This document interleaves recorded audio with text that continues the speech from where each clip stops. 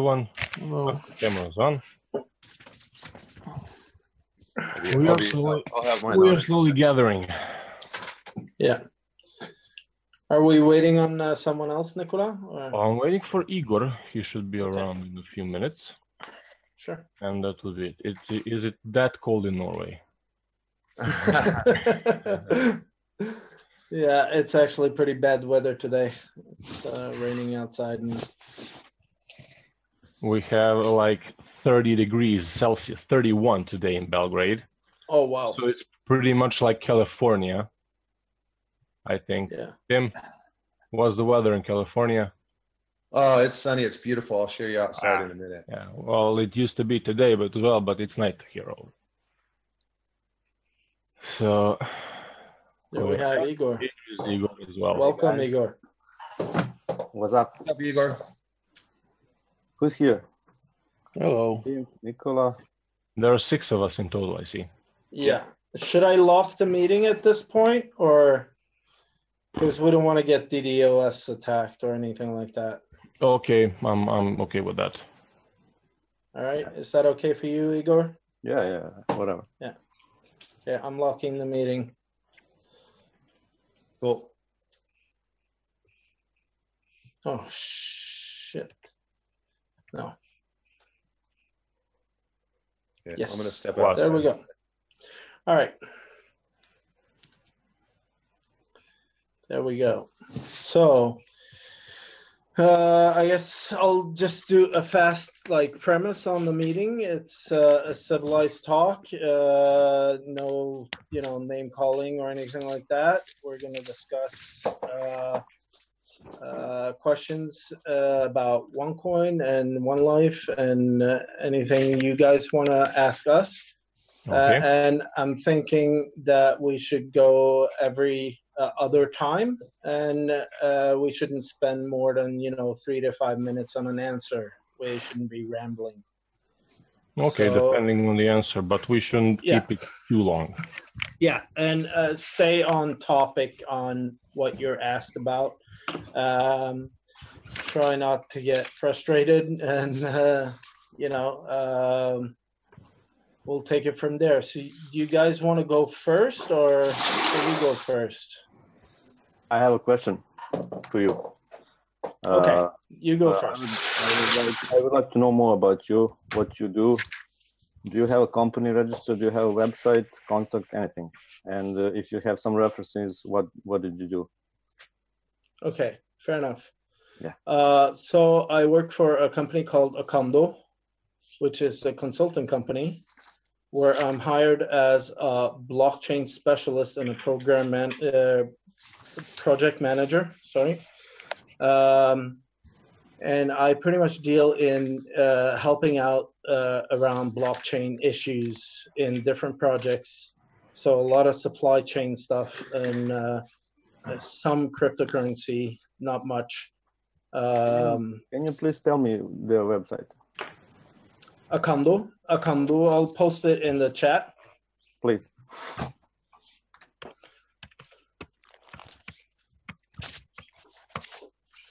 So, yep. Okay, here it is. Yeah. Okay. It's a quite large consulting firm. Okay, so you work for them as what? As an employee. Well, my official title is Project Manager Blockchain Specialist.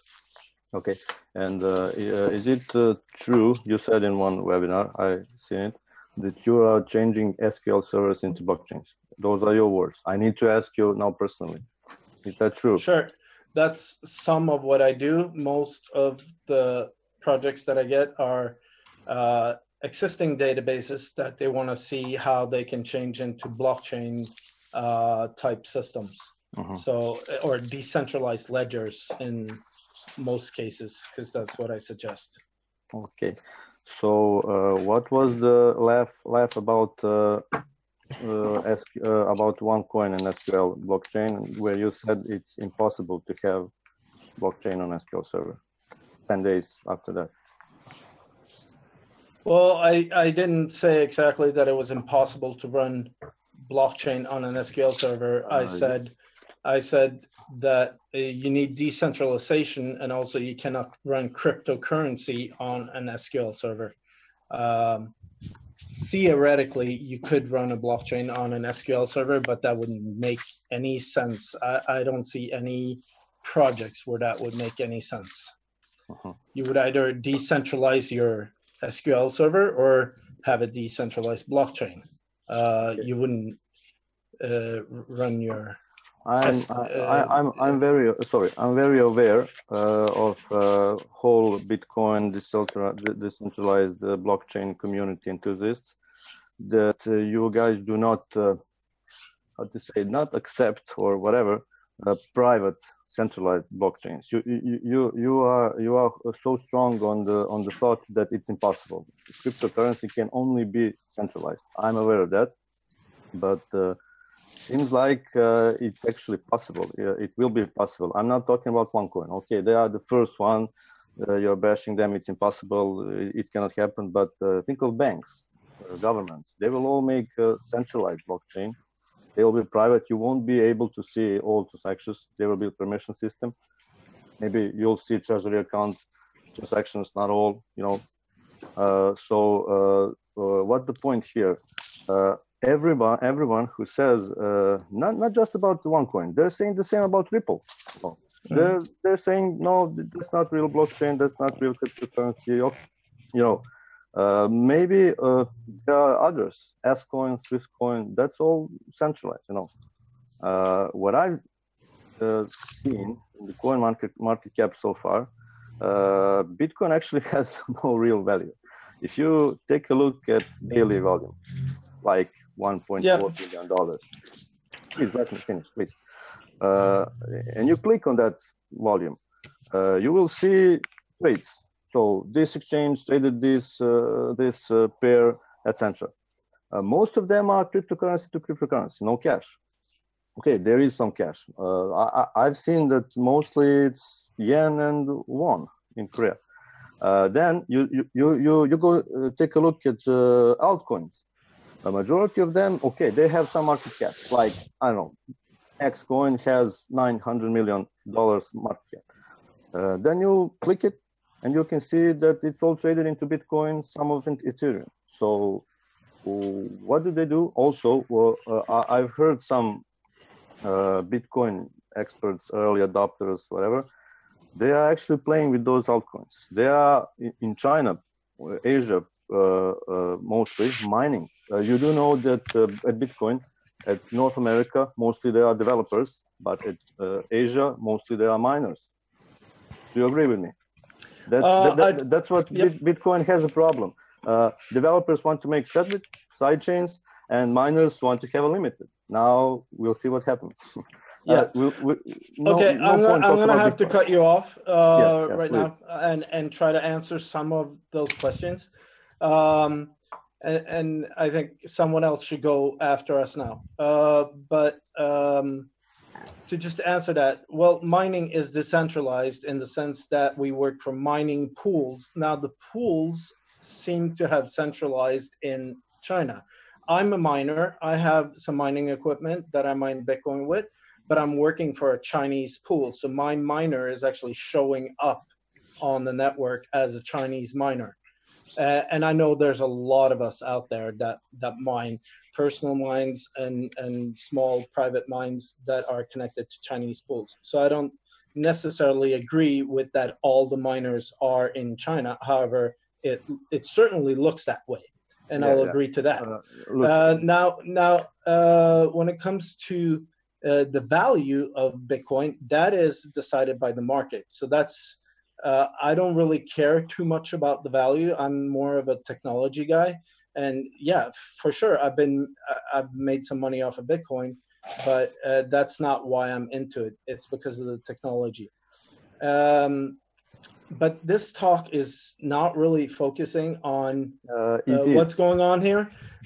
Your initial question was about, SQL servers, and you mentioned that central banks are starting their own centralized cryptocurrencies, and I'll touch on that. I'm actually working on the Nook coin myself, which is the Norwegian Norwegian central bank's coin.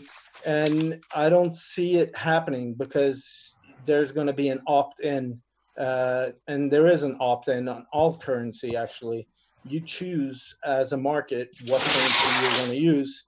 And if a cryptocurrency comes out there that is highly regulated by a country, then everybody's going to ask the question, why are we using this and why aren't we using Bitcoin? Why are they teaching us this technology when we then understand it? Why can't we use some other cryptocurrency?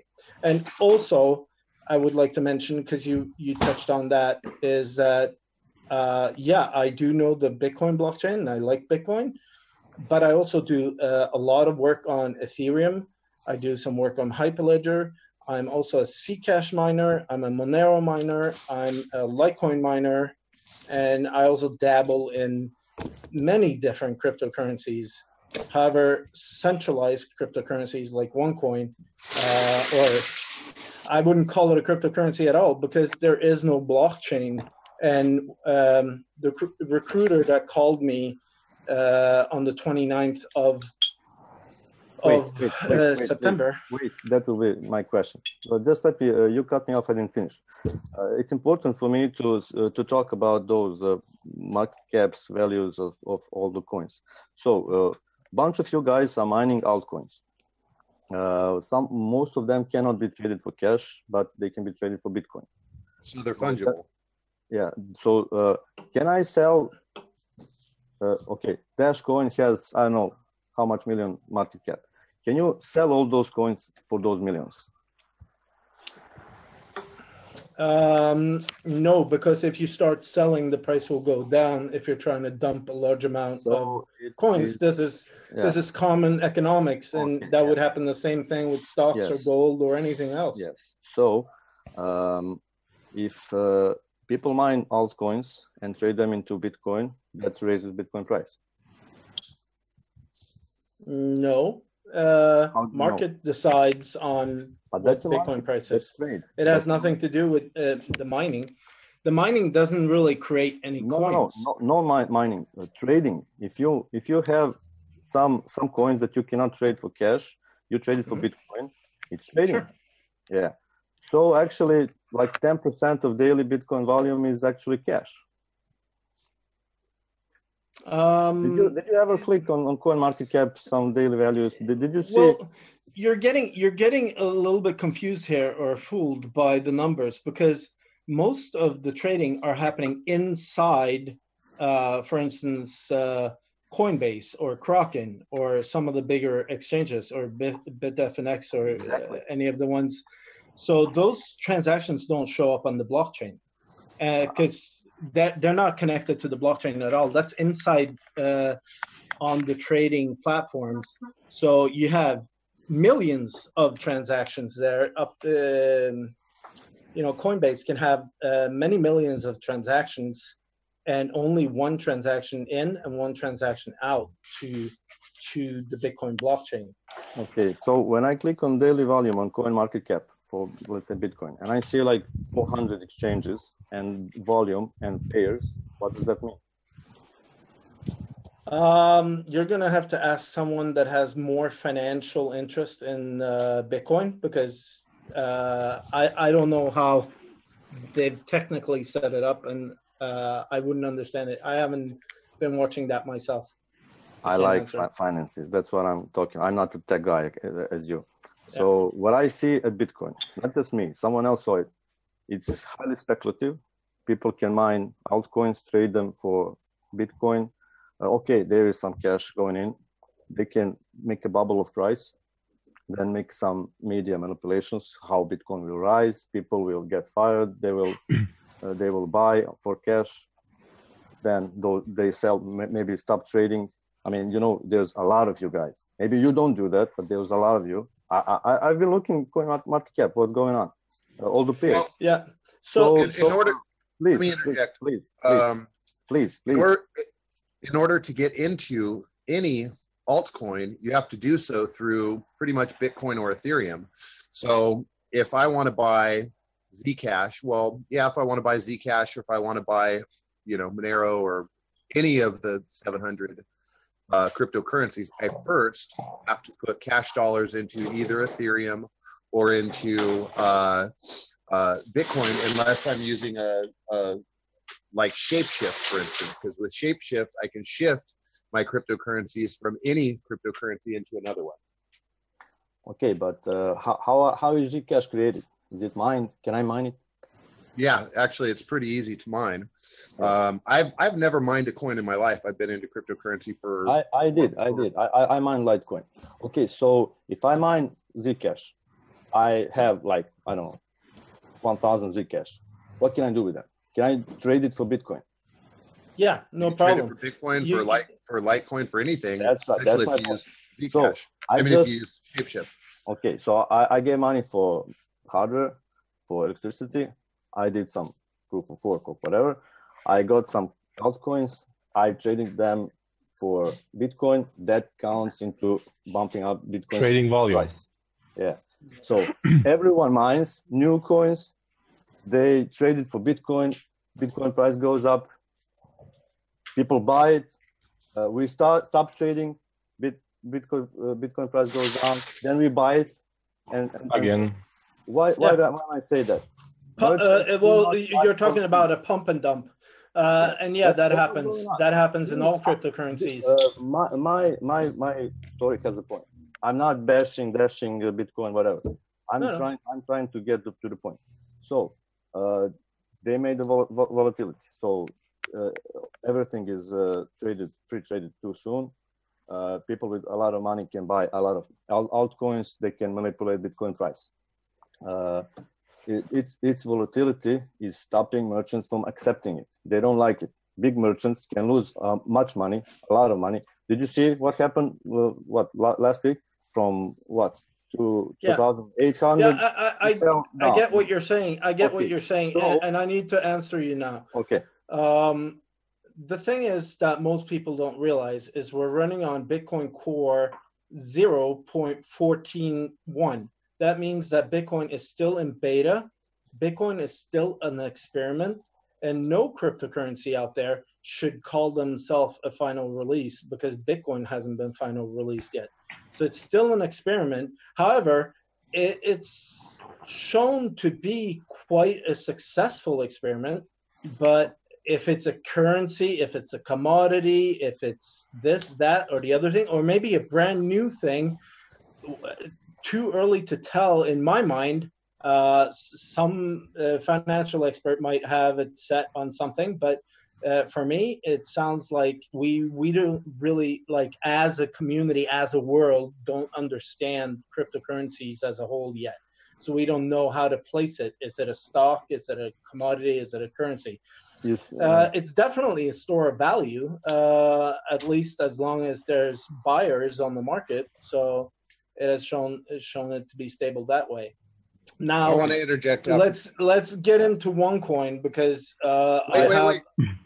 wait. I want to. There's a couple things that Igor asked that I want to address. Okay. If I may. Number one was in regards to what seems like a Chinese monopoly.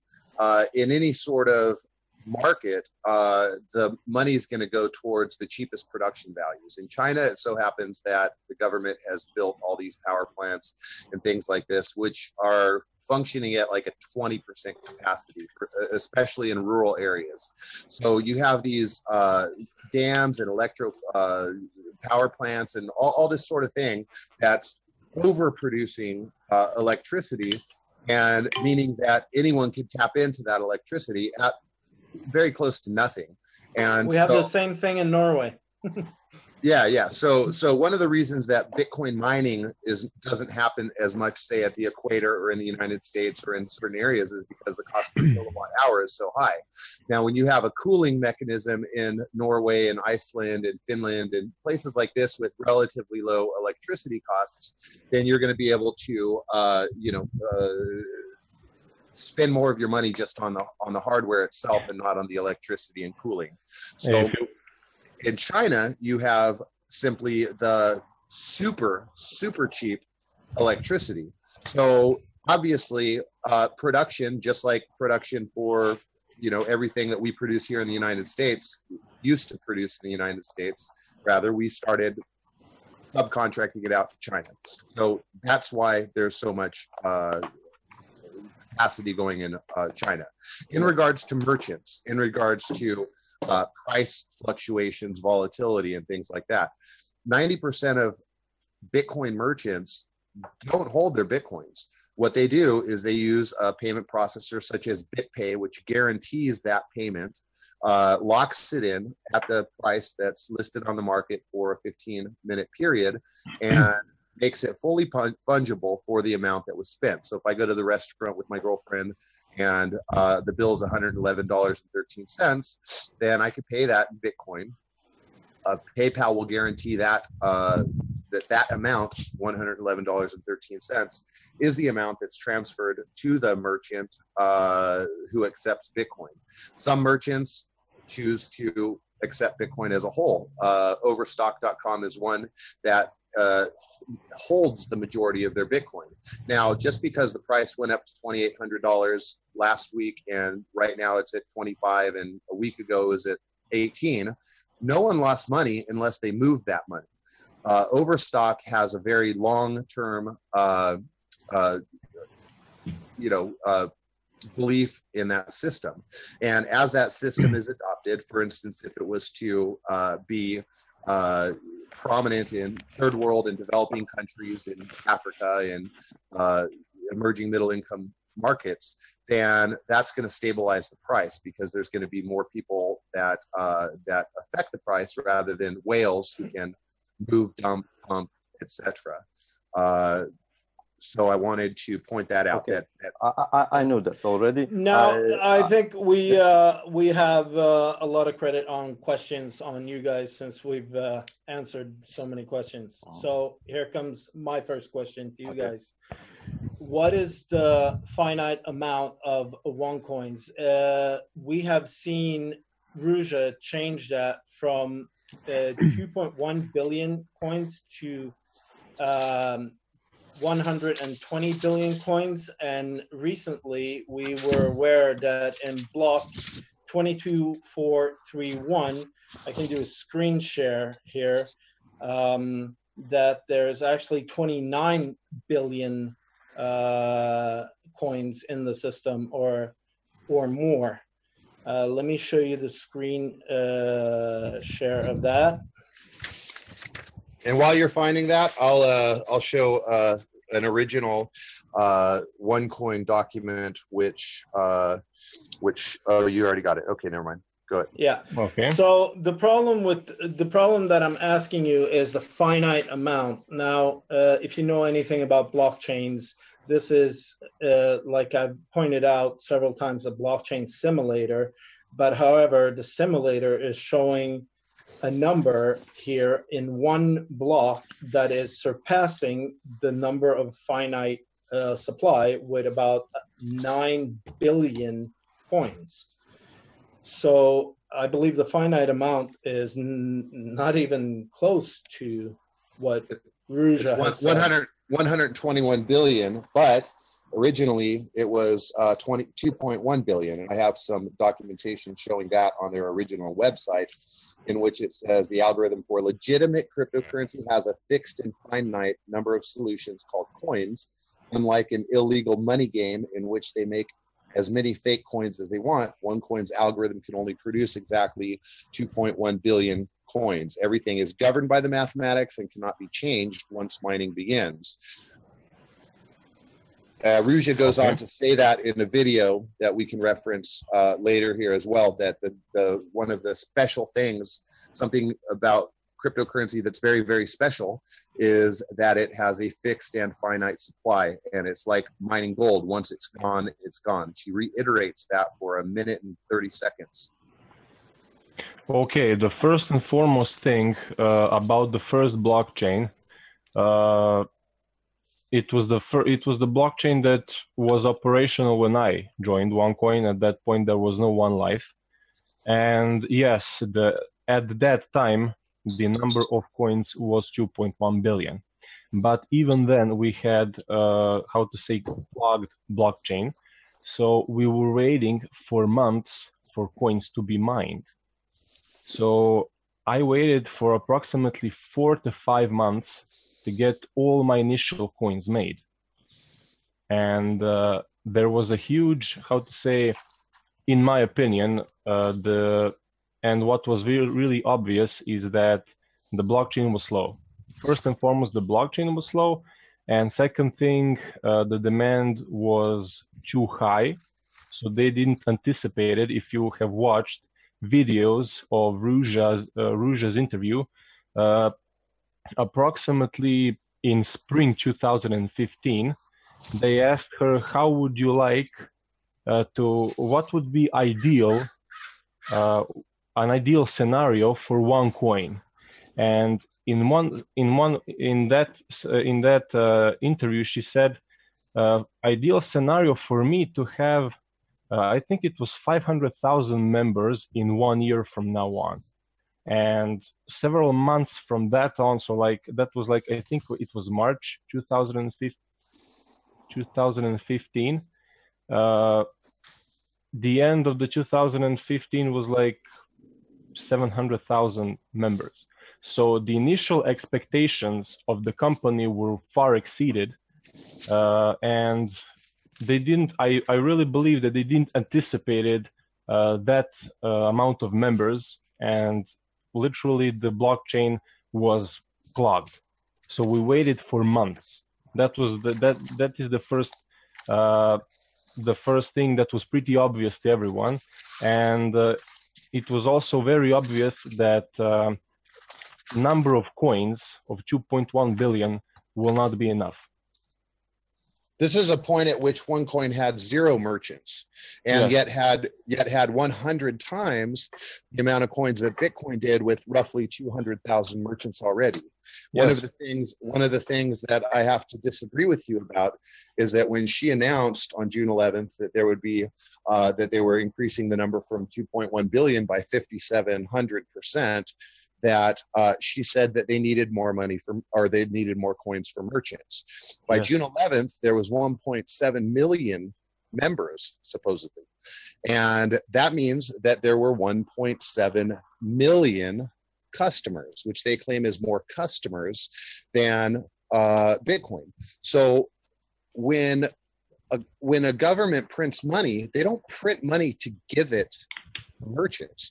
She said, we have to print more because we need it for members in Africa, we need it for members in India, and we need it for merchants. But if you have 2.1 million customers, then they can supply merchants with money. Okay. Yeah, But you have to also, sorry Bjorn for cutting you, you also have to understand there are merchants who do not want only to receive coins as a method of payment. There are a lot of merchants who actually want coins to be produced in the same way like ordinary Onecoin affiliates or today's One Life IMAs that can obtain. So if I have the opportunity today to get coins at within the package, I will use that opportunity. It's simple mathematics. Wait, how does that relate to merchants needing coins when merchants have to sell a good or service that is worthy of getting coins before they receive coins? Because even saying that the coins were made for merchants doesn't make sense, because merchants would have to buy education packages in order to use those coins anyways, and they wouldn't use them for themselves. They would use them to buy stuff from other merchants. But there's already 2.1 million customers. Okay. What's the problem?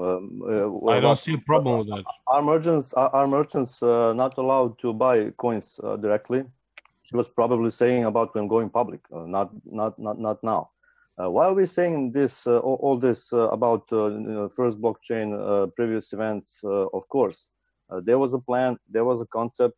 They thought they'll go okay, good. It went actually very good, more than they anticipated.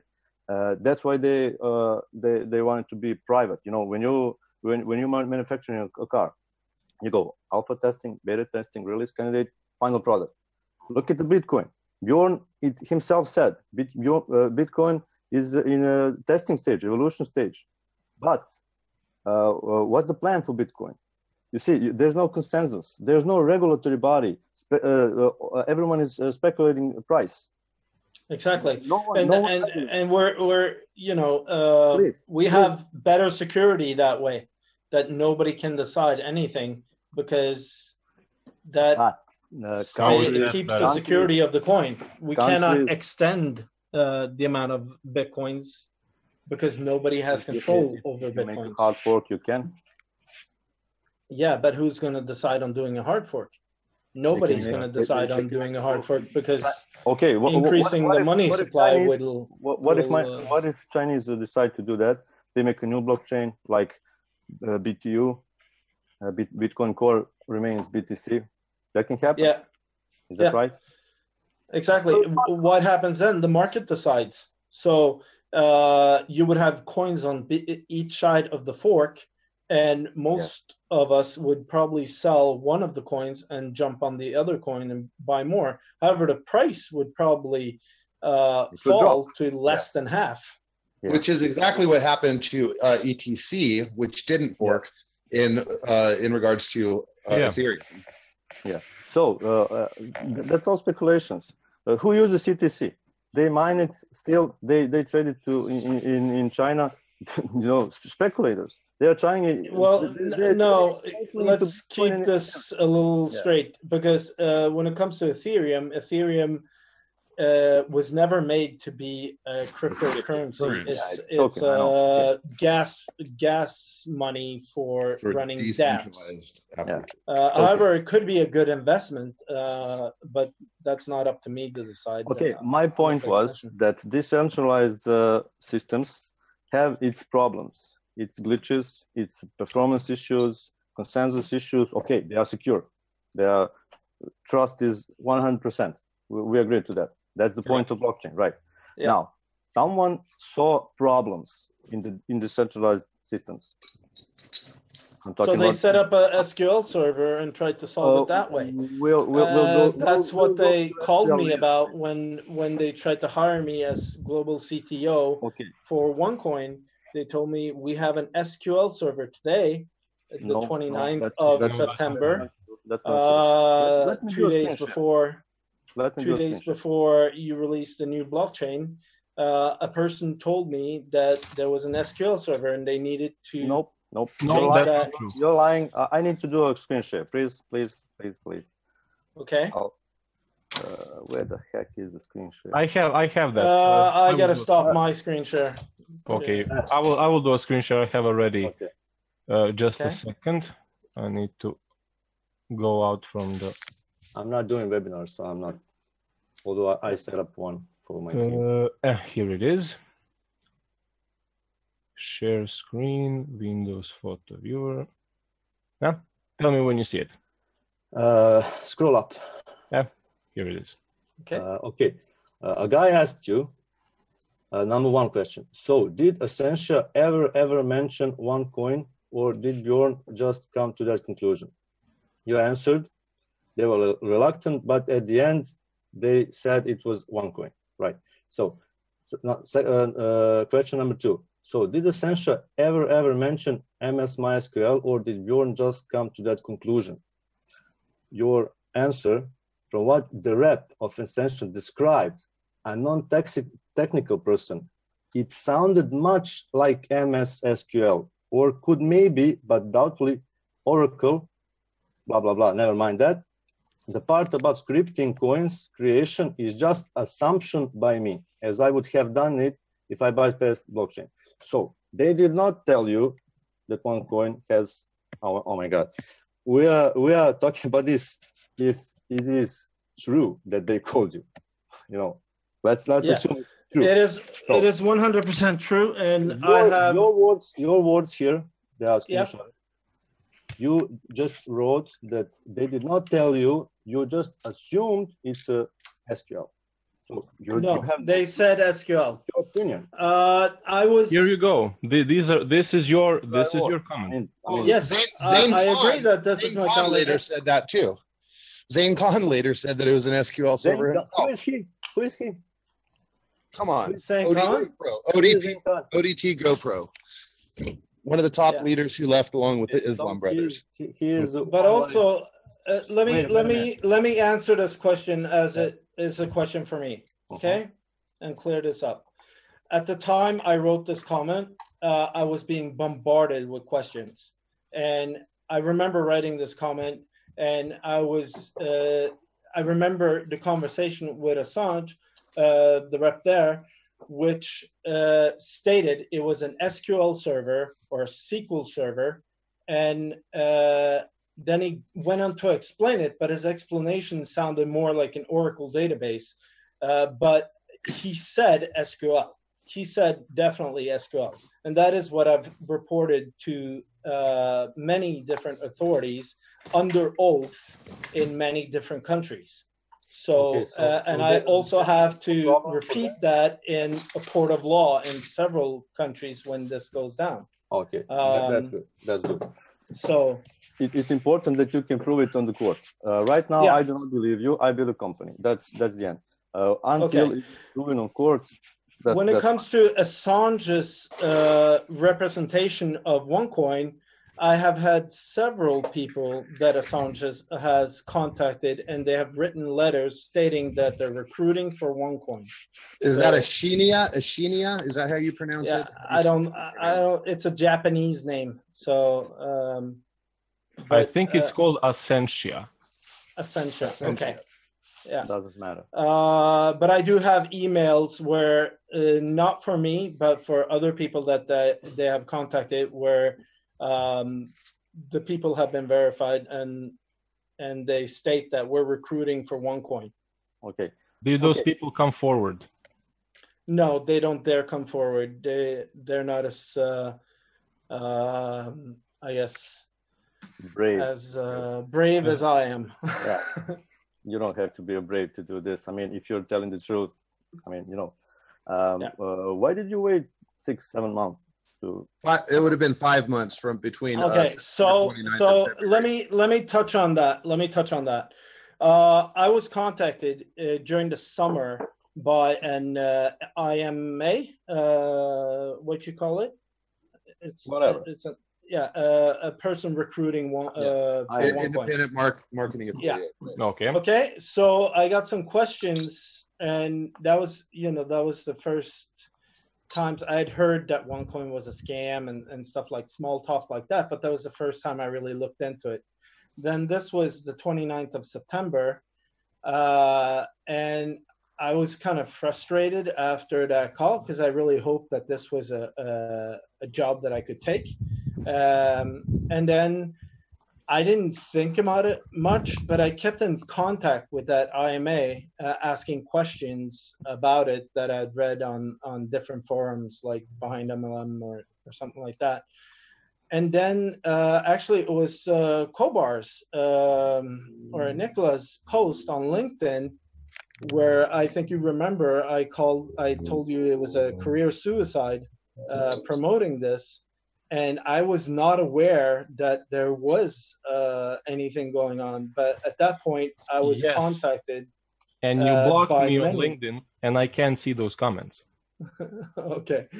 But anyway, that was when I first started really looking into OneCoin and making it something that I'm deeply, deeply, deeply worried about, because I have now been talking to different victims that feel that they have been cheated out of a lot of money. So one of my questions to you guys is, how do you withdraw money from your cash account? Because I believe that hasn't been working for the last 5 months. Actually, first, it's working. I would just a second. So did you just say that you were not that into OneCoin when that IMA contacted you? No, that was just random talk. When was it approximately? Which was it? June? Was it August? Was it what? June, July, August last year? I believe the first time I met her was at a forum.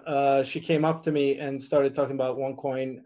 That was probably in, I can't be 100% sure, but I think it was May. And then I connected with her on LinkedIn that summer and started, talking. And we even had lunch together. And that must have been by the end of the summer when we had that lunch. And I told her I would not put my money in this because it seems like it's centralized and you need decentralization to have a cryptocurrency. And I remember that statement and that talk very well. Okay, that's your opinion, that you need to have the decentralization. Maybe banks will start doing it. Maybe other companies will start doing it. You know, you have Swisscoin, Scoin, Onecoin. Okay, you say Onecoin doesn't have a blockchain, whatever. Let's say you need a trusted third party if you're going to centralize it, right? And you have Onecoin, which isn't registered, licensed, bonded, insured anywhere in the world, and is the only company on earth which thinks it can just print money. And no government on earth in any country on earth that I'm aware of, maybe you can shed some light on that. Let's go into the business of printing money. It's not actually printing money. This current price. Okay, let's go from the start. As I remember, Onecoin started from zero. Here's the chart. If you guys look at this is what you gotta pull it to your left. We don't see it. That side. Other way. Wait, yeah. There you go. Bring it a bit closer. I can't see the numbers really. Can you see that? Yeah. So those are the dates, and those are the price changes. Yeah. Do you realize this is just an internal price? It's not publicly credible. I mean, they said it themselves. It will. Well, your account gets frozen if you try to sell it for some other value. Well, it was promoted as a real value, and when Ed Ledbrick came out and admitted that it was not a reliable price, then that's when things started changing. But not really reliable. It's internal. Okay, it's not publicly credible until a company goes on the stock exchange. But you still get your account frozen if you sell it for a price other than the agreed upon price that Ruja sets. So which cryptocurrency do you have out there that you can freeze an account? Bjercke is a platform that you can use where you can use the codes. Cannot freeze an account on a cryptocurrency. Yes. Because it's decentralized. However, Onecoin is freezing accounts left and right for asking. Deal Shaker is the only platform which actually has a market influence on what the price of Onecoin is. And as we know, there is no certain price, and the price ranges from anywhere between 0.02 euro and anywhere up to the regular price. But as we could see on this projector here, a projector selling for Onecoin is selling for about 5 times the amount that you could find the same deal on at Alibaba. Tim, I mean, why didn't you just save those pictures on your PC instead of printing them? Because I'm speaking from my phone because I don't have a good internet connection out. Okay. First and foremost, I would like to address several really important aspects. You, Bjorn, said that Bitcoin as a cryptocurrency is still in its beta phase and that it is still an experiment. Yes, that's correct. And you have to understand that the banking sector, I was watching, it was, I think, some German bankers who were interviewed like last year. They were interviewed about Bitcoin, and they first said, "Oh, we thought that Bitcoin is just a nonsense, that it can't make it," but eventually it proved its worth. Now we have to understand that the word currency has a meaning. And now, I will not go into definitions that bankers use for currency because they are really they like to use complicated words that ordinary people do not understand. But currency, in my opinion, is something, and in my experience, is something that you can use to buy something. I think that we can all agree on that. Yes. And currency should have certain, certain qualities. And if we take a look at Bitcoin, Bitcoin is an amazing innovation, but it has its technological issues. I mean, the blockchain is really clogged today. 3 to 7 transactions per second is really, really small amount of transactions. And I was also discussing this SegWit BIP 148 with people from Bitcoin community in Serbia, because I was watching I showed that video to Igor about some people were claiming that BIP 148 will be implemented no matter what the network says. But because it's going to be user-based software. Yeah, but some people still disagree, and we will see, will it be accepted or not. But what is important, a currency should have certain features, and one of those features is more or less stable price.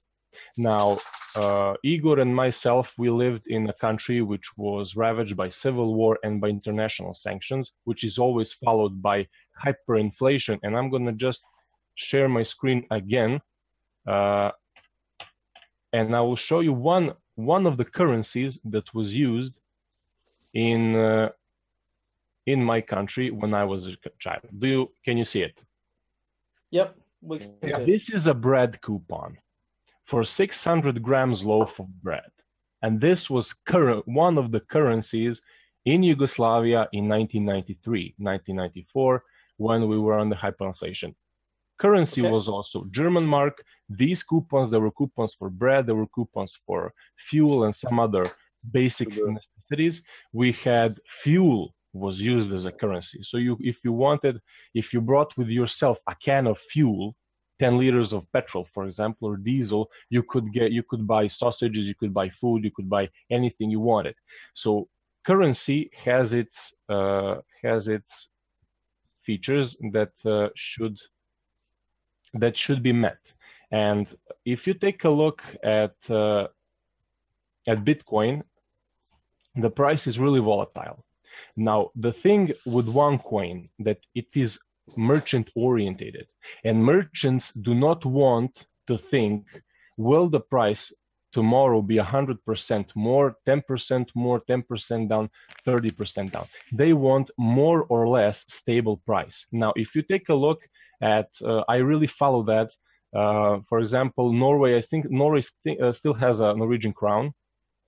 Yeah, that's correct. You're not, so Serbia has a dinar and so on. So every day, our central banks intervene in the international currency market by buying or selling euros or whatever to keep the price stable. Now, you do not have that in Bitcoin. There's no such thing. I'm sorry for stopping you there, but Bitcoin never said it was a currency. Bitcoin is an electronic cash system.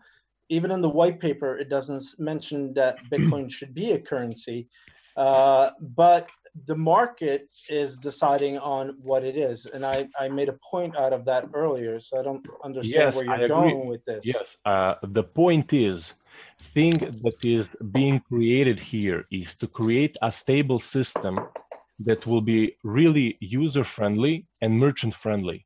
And that is the point of what we are building here. We do not want a decentralized model. If certain things come up, like now you have these Bitcoin Unlimited and SegWit issues. So the whole idea here is to create a system that will be stable without any interest parties, bullshit. So you would like to have a cash or a currency system run by one or two or one person, basically, Ruja Ignatova, to control the world's monetary functions. I mean, this doesn't make sense at all. That's not true. I don't understand what you're talking about. That's not how it's going to be. No.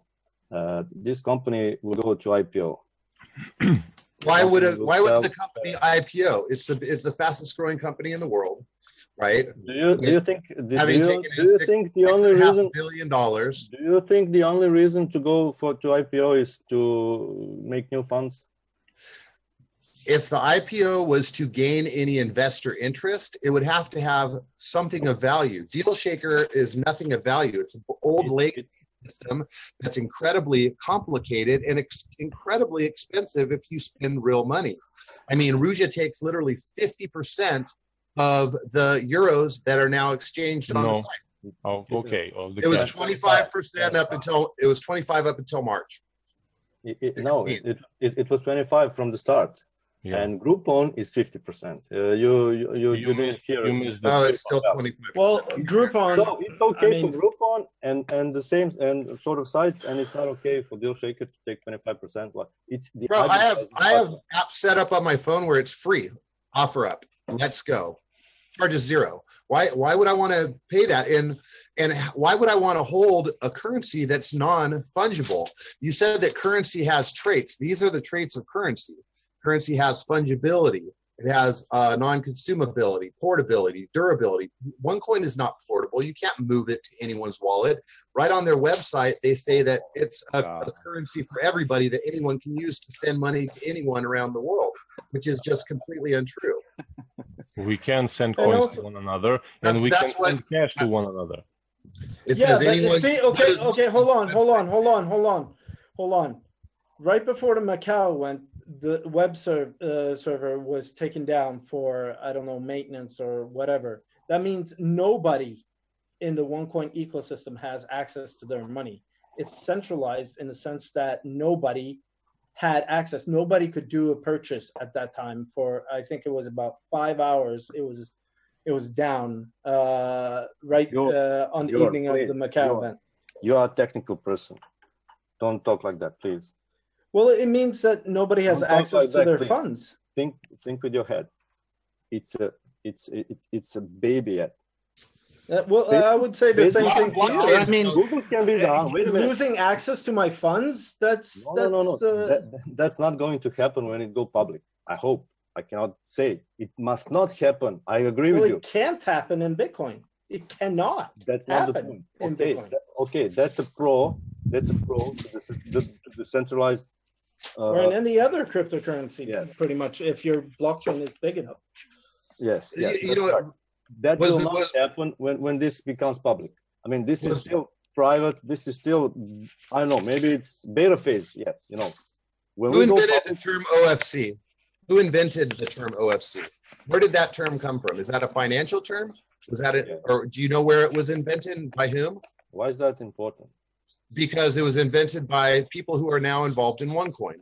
And when they went IPO, this is exactly what happened to Unico and SiteTalk. See that? They sold their OFCs, which had no cash value, but they got them into IPOs.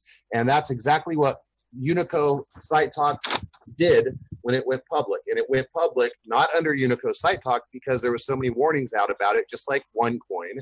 It went public under Global Digital Services PLC. And it tried to go public on a Pakistan exchange.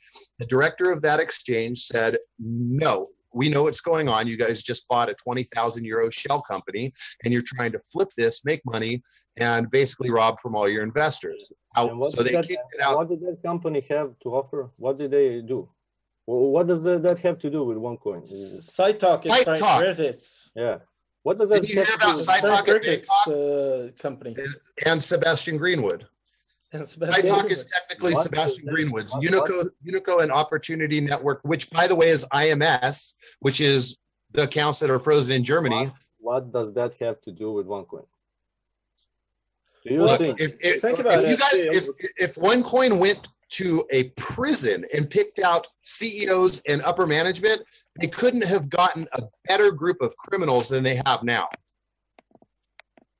Which ones? How are you sure? Well, why are they not in jail? Sebastian Greenwood. Why are they not? Ruja Ignatova is, talk about that then. Why are they not, we'll talk about it later. Why are they not in jail then? There's partners of Sebastian that have why do Tom McMurrin spent 7.2 or was sentenced to 7.2 years in jail. He's a top leader. He hasn't had his account suspended for selling 10,000 to 20,000% ROI when other people have. You know, I guess he's making the company enough money that they just are able to overlook that. Here's the first page of a conviction on Per Carlson, who is charged on counts of embezzling money from his investors. You have, I mean, look, man, these guys. Even Ruja is under. She's still under. Per Carlson is just one of the IMA leaders. Yeah. No, he's not. Let's talk about Ruja, Tim. Wait. Waltenhoff and Gusworks. I mean, all right, guys. Okay. Stop. Waltenhoff and stop. Go ahead. You just mentioned a bunch of IMAs. They are not important for this. If they is Sebastian an IMA? Is Ruja herself an IMA? Was Sebastian convicted or whatever? Is he criminal? Is he do people have? How long did it take Bernie Madoff? How do you know? How long did it? If some concept failed, if it walks like a duck and it quacks like a duck, it's probably a duck. No. Sebastian's the master distributor of Onecoin, right? Okay, so he was involved in the same Unico. So Sebastian was involved in so much crap. But let's talk about Ruja. Let's talk about the very top. Wait, we will. Look, you have a bunch of projects that failed. Projects that failed. Are there? They were very successful for him. They were extremely successful. Are they convicted as scams? How long did it take to convict Bernie Madoff? 20 years. Okay. Did he get convicted eventually? Yes. Will Sebastian be convicted eventually? Yes. So you're not talking about Bernie Madoff. Okay. So now you're talking. We kind of are, but let's talk about Ruja. Those are not arguments. Ruja was convicted on 24 counts of felony charges with her casting company in Germany, right? Correct. Did you read that article? Of course. And what does it say? It says that she was convicted for embezzling money from her own employees, from her own suppliers. Did you read it whole? What happened from the 2009 until 2012? You see these guys? This is IG Metals. This is who her employees were. This is a picture taken out in front of Playman Ignatov's house where the employees were so pissed off that they were petitioning for $1 million that they had stolen from the company. Okay. So that was 2012. Is that right? Was it 2012? I think it may have been even 2012. Earlier. Okay, yeah. 2009. That company 2009. Went broke. She bought insolvent. Yes, she bought it. Yep, I understand all that. Okay. I don't think you do. She bought it. She brought it up. There are articles that say in 2011 that it was audited and it was going good. So she actually saved those. Is that from Ruja.com? RujaIgnatova.com? Because that tells a completely different story than what really happened. Where are the articles from? What? Where are the articles from? Or where are the articles? You'll be able to cite them? Yeah. Do you want to find them, Igor, or me? It's B4B. Please, Nikola, do find it. So, while Nikola finds it, actually, she bought insolvent company. She saved those workers. Company worked very well for let's say 3 years. 2012 actually was the year one of my businesses failed because it was. We're not interested in your businesses. I'm sorry. The thing is, Ruja is convicted of fraud. No. Let me finish what happened. It says in conviction. So her business of that company started to fail because economy was crap. She wanted to move machines to Bulgaria because in Bulgaria you don't pay 2,000 euros per month for workforce. You pay. The bank owned those machines.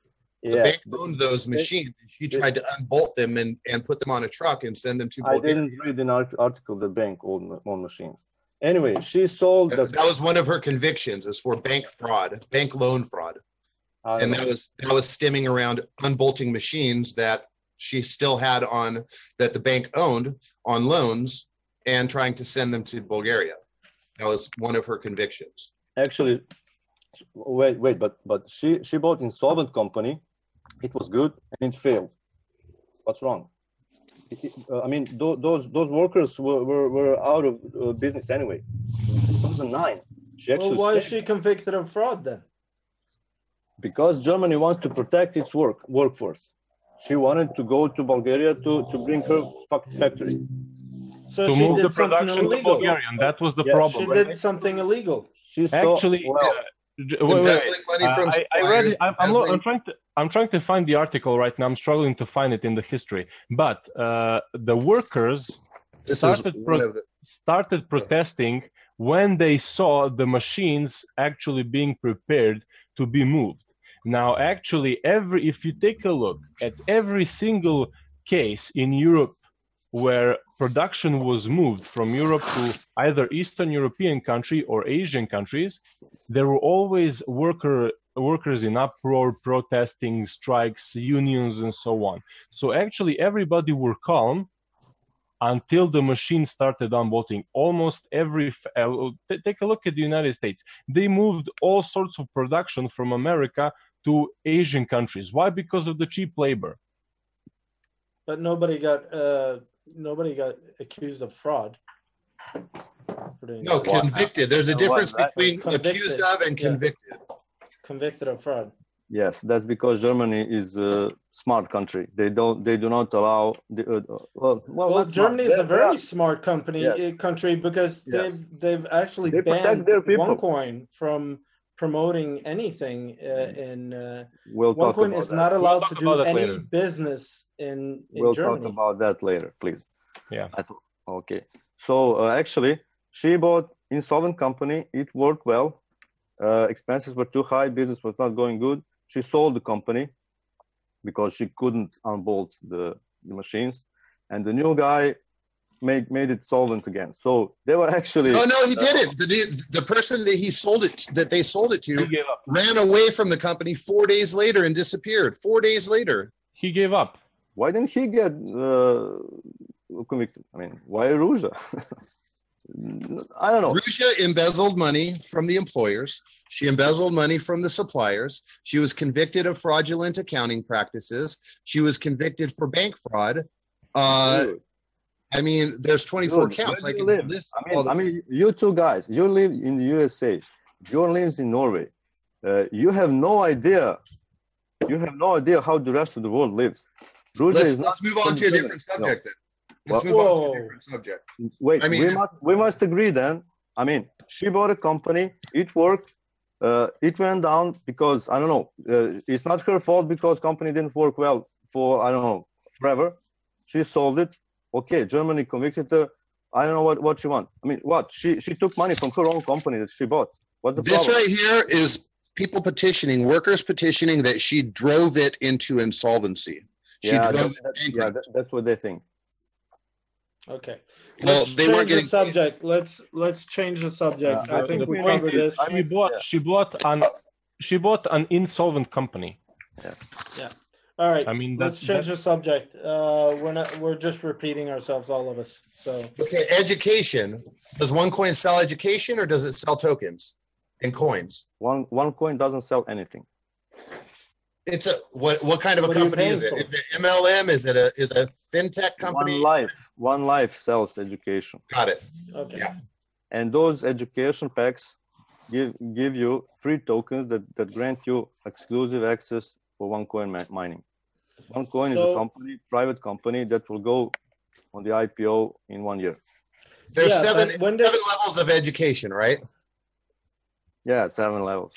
Okay, so what are these? How much education do you get for 188,000 or 118,000 euros, or for a power pack? Yeah, you get Because- all levels. Yeah. All levels, okay. But what is the 7th level cost? Is that at the $27,500 level? Wait. You need to understand something. You disagree. Actually, you do not understand. You say education is what? parallel for coins. Is that right? No. Did you see new educational platform? Did you read it? Did you hear lectures? You can actually use it in the real life. I spoke with one of the professors out of from the University of Brisbane. Yes. Okay. So I'm aware that many of people are buying education just to get coins. Is that illegal? Yes, actually. Why is that illegal? Let's say because that's selling a security. That's selling a security and not selling education. What if OneCoin claims according to USA law? OneCoin claims it's selling education. My question is for 188,000 or 225,000. What education do you get? Does anyone buy that for education, or do they buy that for tokens because why they is that important? They are aware because it's selling investment. No. OneCoin's compliance says they are not selling investment, yet they have packages up to 225,000. I've spoken with many victims who have 5 tycoons. These are digital packages. Why would someone buy 5 of the same books in digital form? I need to catch you. Let's say Coca-Cola makes some promotion. It gives free footballer pictures with their bottles. Okay. Am I going to buy a bottle of Coca-Cola for 228,000 euros? No. 225, let's not talk price. Well, that's the whole point. Are you allowed to buy 1,000 Coca-Cola bottles just to get 1,000 pictures? Are you allowed? Of course, because you have there's a product. There's a Coca-Cola bottle. Now, if that Coca-Cola bottle, so you disagree that education is a product? No, we're saying that you get the exact same educational package. A Coca-Cola bottle is something that you can drink, and then you can drink another one, and then you can drink another one, and then you can drink another one. An educational package is the same. For 100,000 euros, you are aware what are you doing? I mean, you gotta be. If someone sells you investment, there's no law against you being stupid and buying a $10,000 Coca-Cola bottle. That's correct. There are laws against you being stupid and buying something that they say is education when it's just a front for actually buying tokens or mining a cryptocurrency. But what differs you from those people is that they actually believe in this system, in this centralized cryptocurrency, in this whole concept. That's because you're telling them it's a cryptocurrency running on a blockchain, which it's not. And saying that it has a value. It started with I can prove that. I'm sorry, you cannot prove anything. Yes, I can. You cannot prove anything. I can prove it. It's definitely not a blockchain. I can prove that to 100%. You cannot prove. How can you prove that? By doing a transaction and seeing that it doesn't show up in the visible. It's not a blockchain explorer. Yeah, and who says you can see all transactions in that back office? That's not Explorer, by the way. So you're agreeing to that it's not a blockchain explorer and that you cannot see it, but at the same time, Rouge is making commercials that it's transparent for every transaction that it does. That's the main pitch. Is that listen? Understand something? You mix something up. Stop. You mix something up. You said, Tim, that Rouge said in an interview with Udo and Per Carlson. She said that you can see all transactions in blockchain. Yep. Did she say you can see all transactions in that blockchain in back office or in blockchain? She said you can see all transactions on the blockchain. She can see. Company can see all transactions. You cannot. Is a cryptocurrency supposed to be better than a bank or no? Is a blockchain technology created so that we can have tracking systems? I mean, then OneCoin is absolutely useless and the least transparent. Tell me what is transparent about OneCoin. Name one thing. They don't show their... I will take that one. Wait. I need to say something more, please. OneCoin is private, not public. While private, they are not obligated to show anything. You can bet because they're criminals. Ah, man, please. That's your assumption. What's the point of a back office blockchain if you can't see your own transactions? Rouge said in a video, what's the point of back office? No. Look at that video once more. Look at that video. We'll post it here. Yeah, I watched it last night. She said that they can see all the transactions. If someone asks them, let's say regulatory body, government, asks them, give me transactions for this person, they will give it to them. But you as user do not see it. Can you see all transactions? Wait a minute. If banks, I can see all my transactions in the bank. Sure, I can go back 10 years. I cannot. I don't believe you. I can see only last 30 days on my all banks. I have banks in several countries. What? Yes, Really? and I need to go to bank if yes. You want me to show you? No, I believe you, but I can go online and go back years. That's because you live most in a different most part. countries have laws that say you cannot delete financial information No. for 10 years. Information is not deleted. You just cannot see it. If you want to see all the transactions beyond 30 days in my bank and also in One Life, you need in bank. I need to go to bank and they print me. In One Life, you just write a ticket to support. Please, this is my username. I want my cash account transaction for forever, and they do it and they give it to you. I did that.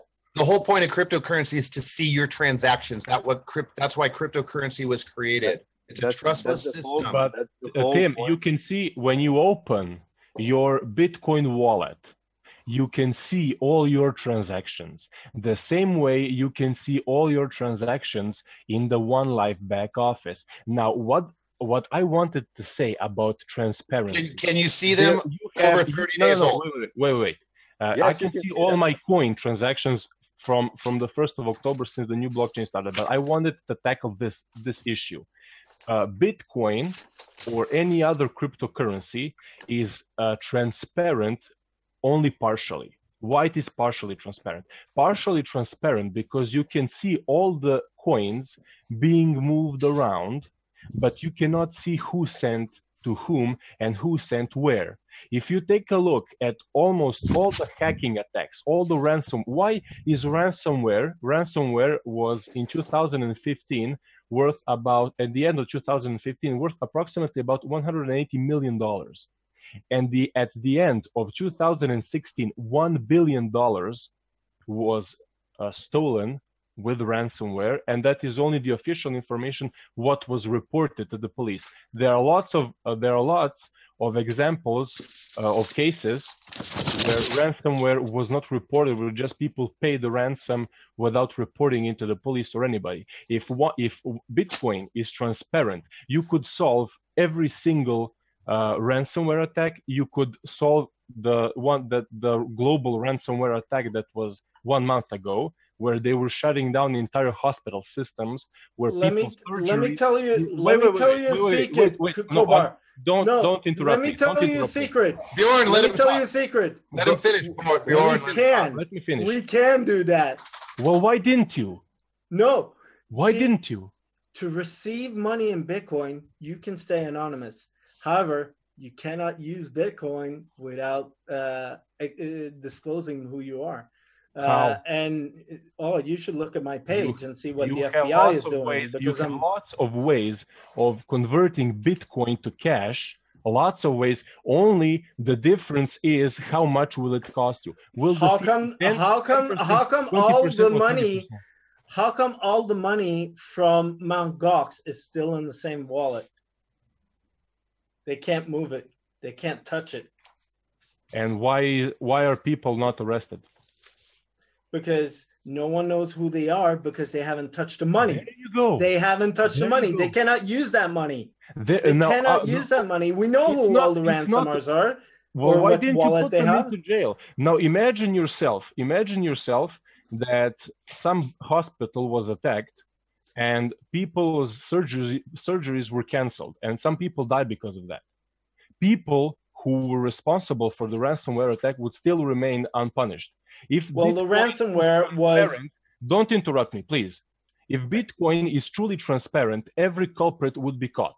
But since almost very few cases were solved, very few, they are just, I think that less than 5% of cases were solved with criminal with criminal like convictions and so on. If Bitcoin is truly transparent, you could see who sent money to whom and who stole the money. That is the point of Onecoin having a KYC procedure. And if you saw last month, also the European Union made a new law about cryptocurrencies, saying that every cryptocurrency must have a KYC, and that's absolutely incorrect. What it said is that money services businesses that deal in cryptocurrency act as banks, and as a custodian of third-party funds, they must implement KYC and AML. But that was posted on Joby Bowie's website. That has nothing to do with cryptocurrency itself whatsoever. What you're instigating is that your cash money, your paper money, should have RFID tags and microchips in it. That's ridiculous. That's the reason that cryptocurrency was created in the first place, was to be fully transparent and not fully. Well, it's not fully transparent. It's not fully transparent. It's partially. You can see only money being moved around. You can't prove who's behind anything. Correct. So this is what we could see in Bitcoin, because it's then what is transparent? You just agreed that it's not transparent.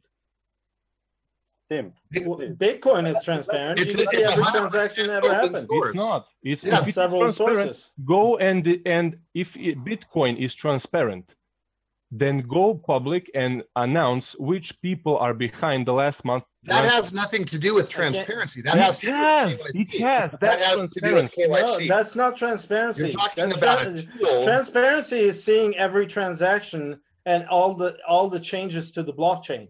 Right. That is transparency. That's not transparency. No. Onecoin has no KYC anyways. Okay.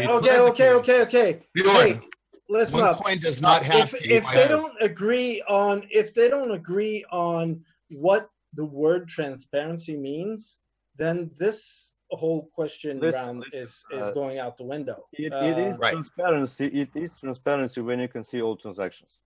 That's right. But it's not enough. It's only transparent fully when you can see who ran all the transactions. Let's talk about KYC. Let's talk about KYC. Exactly. Right. Let's talk about KYC. Right now, Onecoin is private. It doesn't matter. You cannot do anything big with it, only on deal shaker. So it is allowed to send Onecoins without being approved, KYC approved. That's the way how it works right now. But if you have cash on your cash account, you cannot withdraw it, or you cannot upload funds if you are not KYC approved. Try that. Of course. So that's a nice way to stall and keep money in the game. You could sign up for a 225,000 euro package without KYC, but you want to move $1? You want to pull $1 out of your account? Let us take 8 weeks to process your KYC. It's not my associate. We have bought OFCs without KFC. There's KYC. There's nothing you can not OFCs do except you don't even need KYC to do deal shitter. You don't need KYC anywhere. Nothing. OFCs are only future certificates that mean that you will have stocks when company lists. No, it doesn't. No, it does not. That's correct. According to Onecoin OFC, OFCs do not store value whatsoever. They're not a financial instrument. They cannot be exchanged for currency, and there's no cap on them. There's not even an issuance number. They are not. They will be turned into stocks. They won't. They say so themselves. They say so themselves on. This is what Onecoin. This is exactly what Onecoin IPO would look like, but it wouldn't be under the name Onecoin or anything with one in the name. It would be exactly what these professional con artists have done many times. Look up Ponzi and OFC and IPO. You're going to find out. Hold on. I'm doing a screen share where I'll show you guys exactly. That's a copy of what it says on Onecoin OFC. Zoom in on it. All right. Let me see. I mean, you guys are saying that OFCs have value. No. We're saying that OFCs don't have any value. They're not worth anything. There is no guarantee. That's what I say too. Now, Rugis talks about how Onecoin is a stable currency. Why, on stage in Macau, did she recommend that everyone move as many of their coins as they can into OFC to get why would they go from something stable that is only increasing or staying the same in value and can't go down in value to an OFC which has did you not understand absolutely speculative? You Did didn't? you not understand that on the Macau? Why is that? Ruja said when X launches, it will be publicly traded. She will put limits. You cannot sell as much coins as you like, as much Capital controls. yes, of course. Do you understand why is that important? In criminal theory, sure, of course. It's important to maintain stable price, right? But the price is invented. Anyways, she can We will see about that. If merchants accept the price, if you you're saying that if she didn't implement that and people sold coins, that the coin value would change. Look, on June 11th, there was 2.1 coins, and she announced that there was going to be 57 times that, 120 billion coins, and that didn't affect the price. You're telling me if a couple extra people sold coins that would? Before that, price went up every month. On the large, it's still good. Yep. After that, price is barely going up. Why? Because except for after, you know when it went up last? You know when it went up 2 entire euros? 3 days after Italy banned Onecoin. Wait a minute. Let's see that. I mean, no point. You think it's a scam. You think it will collapse. It doesn't matter. You cannot see the future. You cannot foresee the future just because of some former project that failed. No one is convicted. No one is in jail. Do you know who Jimmy Seville is? Jimmy Seville was never convicted. Jimmy Seville is a known child molester. And what you guys are doing by giving Ruja and Onecoin money is letting Jimmy Seville babysit your money or your children, so to speak. Okay, Bjorn, what you just highlighted, that's right. Yeah. We all know that. Do you know? No, you don't know. I'll know that because you're not allowed to. I mean, you guys are smart, okay? You guys actually can do research, but everyone else has said, don't listen to Google. Google lies. If you're too stupid not to believe Google over me, what Ken Levine said, then you're too stupid to be on my team. That's what he said, quote. And that's what all the leaders say. That's what Tom McMurrin says. Don't trust Google.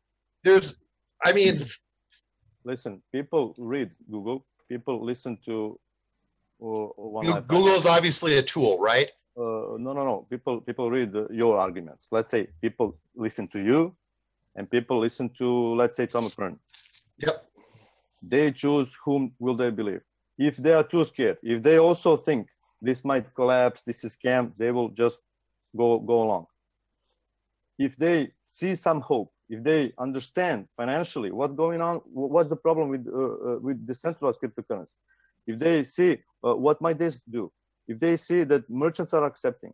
Did you see the Romanian Merchant Expo? My friend was there was 50,000 people there, right? That's what it was announced, right? It looked like there was about 50. Yeah, there was many merchants. My friend spoke with them, 50. Recorded them. Every one of them are ready. Not 50,000. What? 50 merchants, not 50,000. 50? No, it said 50,000 consumers were at the show, but we watched some of that yesterday, and there was not more than 50 or 100 in a room. I'm not familiar with numbers, really. I just YouTube, just YouTube it, and you'll be able to count that high. You can't count to 50,000 that quickly, but you'll be able to count as many people as I'm not aware of 50,000 videos. I never saw the number 50,000 anywhere. That's impossible. We'll show you that then. Well, I want to get into why Onecoin is illegal in many countries. Like in Germany, it's illegal to promote Onecoin in any way, form, or shape. In Italy, you will get a fine of up to 50 million 5 million. Euros. 5 million euros. Sorry about that. And also recently in Belize, which is one of the safest countries for any scam to harbor, that must be a Guinness Book of Records that you actually managed to get to be illegal in Belize. Okay. Nobody's ever gotten illegal in Belize. Let's go one by one. First of all, we all read Hawkins' papers. First, they released papers for IMF. Okay, you guys think that's forget about IMF. I have a link in. No. the Talk chat. about IMS. IMS is fine. I know a lot about IMS. I know I know that, but they tell you IMS. That was the first paper. There are three papers. No, first paper was prohibiting IMS for doing money remittance illegally because it has no license. I agree with that. So $1 billion company doesn't think it's going to need a license to do business, correct? How do you know that IMS is directly owned by Ruja or It's not. It's owned by Frank Ricketts, and his wife's name is on the account. And who is he had that since Unico. And who is Frank Ricketts to Onecoin? Frank Ricketts is a top leader that speaks at events. Come on. Okay, so he's an IMA of One Life. No, he's a partner actually. How can he be? He's a partner. How do you know that? Because it was announced in your guys' back office that Unico that Unico had partnered with One Life.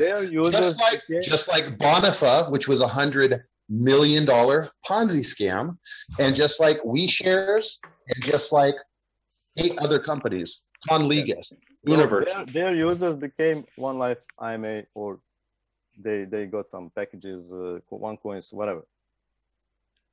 There's nothing. There's no legal link between IMS and Onecoin, One Life. Okay, they did collect money for that, but that's only that part of money. That's only. That's incorrect. There is a legal link with One Network Services Limited, and we'll show you that later. I don't have it that I can pull it up right now. There is a legal link between One Network Services and IMS. Okay. And IMS had the accounts in both Germany and in Tanzania. My video's off because I'm going to be driving for a minute. And what does that have to do with One Life? They collected money for One Life and sent it overboard. One Network Services is a shell company for One Life. IMS is One Network Limited. They are hand in hand. Yeah. Yeah. And also, so Germany, they didn't stop there at Baffin. They've written, if you read the link that I posted in the chat, it's the one all the way on top. It says that all operations prohibited of business with Onecoin in Germany. It says Where's here. The link? I don't see a link. Okay, let me do a screen share. One second. Frank Ricketts' name is on the IMS paperwork, by the way, and Frank Ricketts. That's okay. That's fine. I I agree. Okay, he's the owner of IMS. That's fine. Please zoom. What's that? Let me see if I can't zoom. I think there's something that's prohibiting me from zooming on this. But the link is available in the chat if you press the chat button on your Zoom. I don't see it.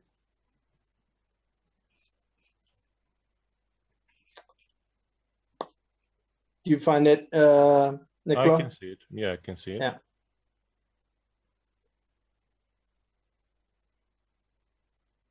Yeah, but I can only see the bolded part of letters, and everything else is just like tiny lines, which I really can't do. Wait. If you can share the link, maybe I can reshare the link here. And maybe Nikola can do the share screen, and he can get it better. I don't think we can zoom on share screen. No, that's the problem. I can't That's zoom the problem. there. So we can. Let me paste the link one more time in the chat window. Yeah, that's right. Wait a minute. Before we start, I'm just gonna take a 1 minute break. I'll be back in a minute. Yeah. Okay. Hey, Igor. Yeah, I'm gonna go take a piss too. All right. Okay. Igor. Yes. While you're there, would you say that it's true or false that Ruja Ignatova was the treasurer of Bitcoin, BIGCOIN, and Prosper Club, which was with Sebastian Greenwood and Jarl Thornton? I think she wrote some on her biography that she was consulted on some cryptocurrency before OneCoin. Yes, and I saw her doing a presentation as a guest speaker. She said at the time, or for Bitcoin. I'm aware of that, and again, that doesn't mean anything. I mean, now she has her own project. Correct, but she said about one of the things that she said. One of the things she said is that OneCoin was her first introduction to MLM, yet her company Crypto Real Investment Trust, CRIT, managed the funds for Bitcoin and for Prosper Club. She was essentially the treasurer and essentially cost investors $50 million. No. She wasn't involved in any decisions. She wasn't executive of Bitcoin. That wasn't her project. You know. Of course she was. In fact, if you go ahead and look at that video that has Ruja and Bitcoin, and look on the banner next to the logo of Bitcoin, and you're going to see a CRIT, Crypto Real Investment Trust. That's still in her CV. Okay, so Crypto Real Investment Trust she wasn't just going on stage and speaking for Bitcoin. She was part of Bitcoin and Prosper Club. She managed their funds. Go to that video and look at Crypto Real in the background. It's the top logo right next to Cool's DAC. And by the way, Cool's DAC is the back office that you're looking at when you log into your back office in OneCoin, which was used for Bitcoin as well, and was created when Sebastian was doing a scam called Lupium, which is where Sebastian met Ruja Ignatova through Thomas Boyer, a Norwegian criminal that introduced them. Wait a minute. Well, let's recap. So Sebastian had some business that failed. You think it's a scam? He wasn't in jail for that. He had some back office. One of the reasons Sebastian and Frank he transferred to OneCoin, and why is that bad? What's wrong with that? He had web interface code. He transferred it to OneCoin. Oh, there's no big deal about that. It's just that there's nothing criminal about Cool's DAC. It's just it was used for Bitcoin, and now it's used for OneCoin, and it's just software. Of course, but it's a software scam. It's a software. How do you know it's a scam? Because Bitcoin was a scam, because Ruja is a criminal, because all of the Ponzi Bitcoin is a scam only because you say so. Yeah. There is no legal conviction with Bitcoin. There was no legal conviction of Bernie Madoff for 20 years while he carried on the biggest Bernie Madoff. Bernie Madoff happened Hey guys, let's cut it out with these criminals. Okay, you think they are criminals? You're not authority. Let's authorities put criminals in jail. But we cannot. I don't think they are criminals. If they have, I have failed business. I'm not criminal. I'm not scam. It failed. They have failed businesses. Maybe this is their businesses did not fail. When you failed business, you walked away with no money because your business failed. These are criminals who walked away with tens and tens of millions of dollars. Their business succeeded. It went exactly how designed. It went exactly as it was designed. You assume that they have money just because of that business. You know? Oh, geez, come on. But okay. Were at the top of the pyramid. That's how a pyramid scheme works.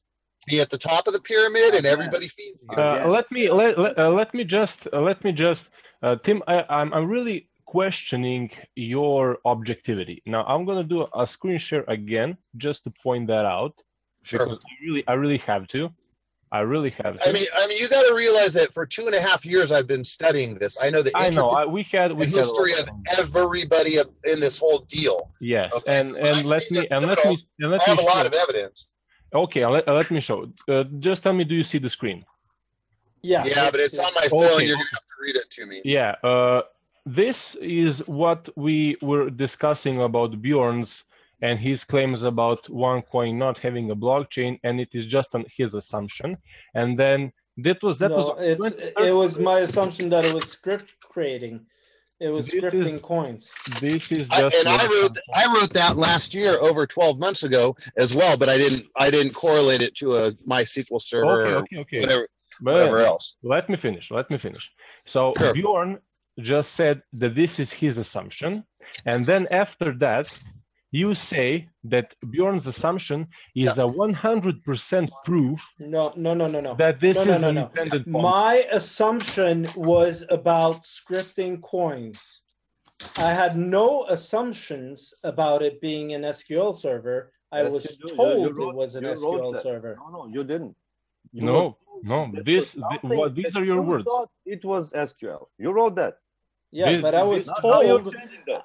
No. I was told from the Assange representative that they had an SQL server that needed to be changed to a blockchain.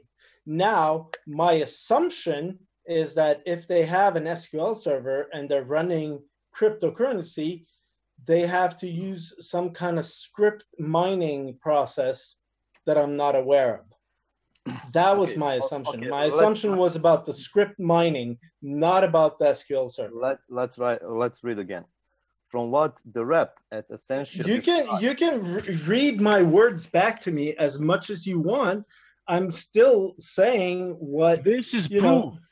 This is proof. This is proof. I This is not intentionally proof. changed. Changing your It story. is. This is what you wrote. This is not proof.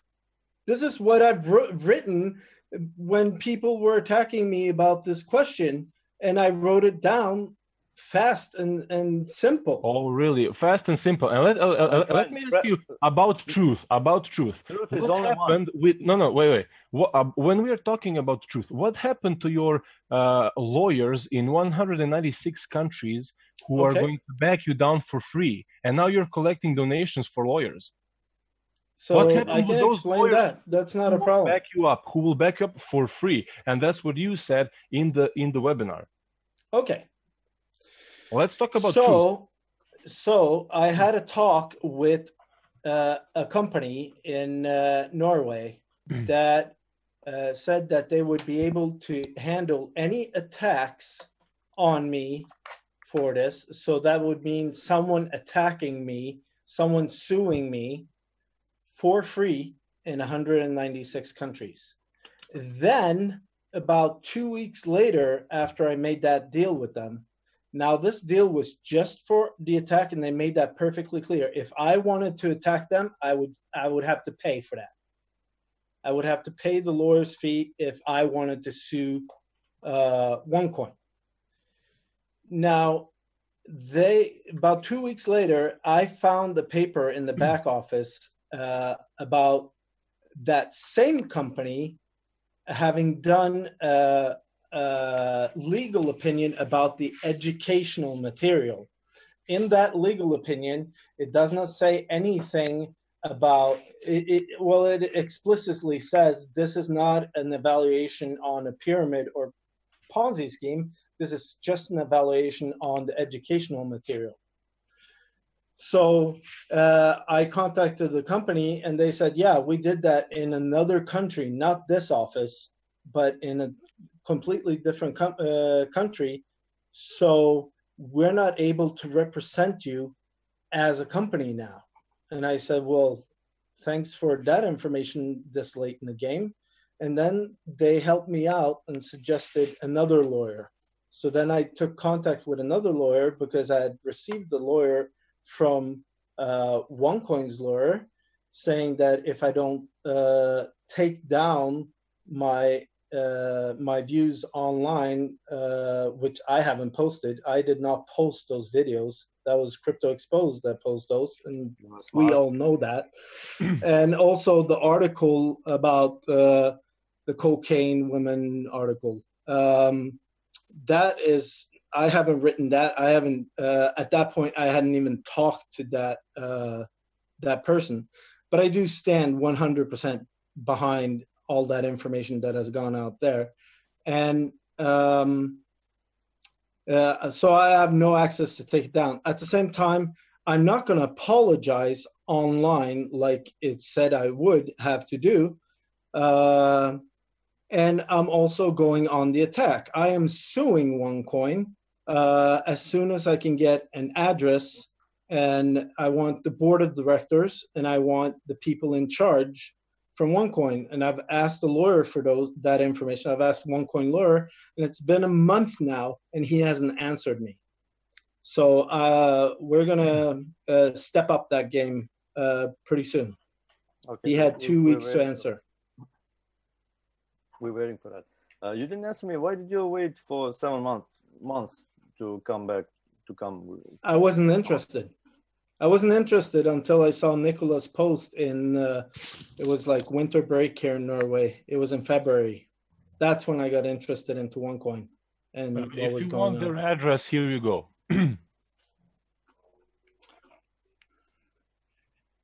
He can say it himself. No, Yeah. that's just the storefront.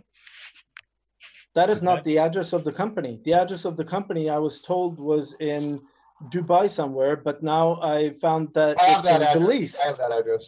I have an address in Dubai. This Well, no. address No, the company is registered in Belize. One life. One coin. One life. That's a network that sells. Okay, so OneCoin Limited is in Dubai. Look, This we're is not the legal team of representative OneCoin. It's more than enough. Here below. Yeah, I have that So address. the people suing or the people threatening to sue me, which are not suing me, they are definitely not suing me, and they've just sent me a threatening lawyer's letter to take down my stuff. I'm not taking down anything, and I'm still promoting my point of view. And they told me to apologize. I've never apologized, and I never will. They are definitely not suing me. I'm suing them, however, as soon as I can get some you say that they are not information about who is in charge. Why are you so sure that you will not be sued? Why am I certain that I will not be sued? Because they don't want to see the inside of a courtroom because I have too much evidence against them. Okay, let's see about that.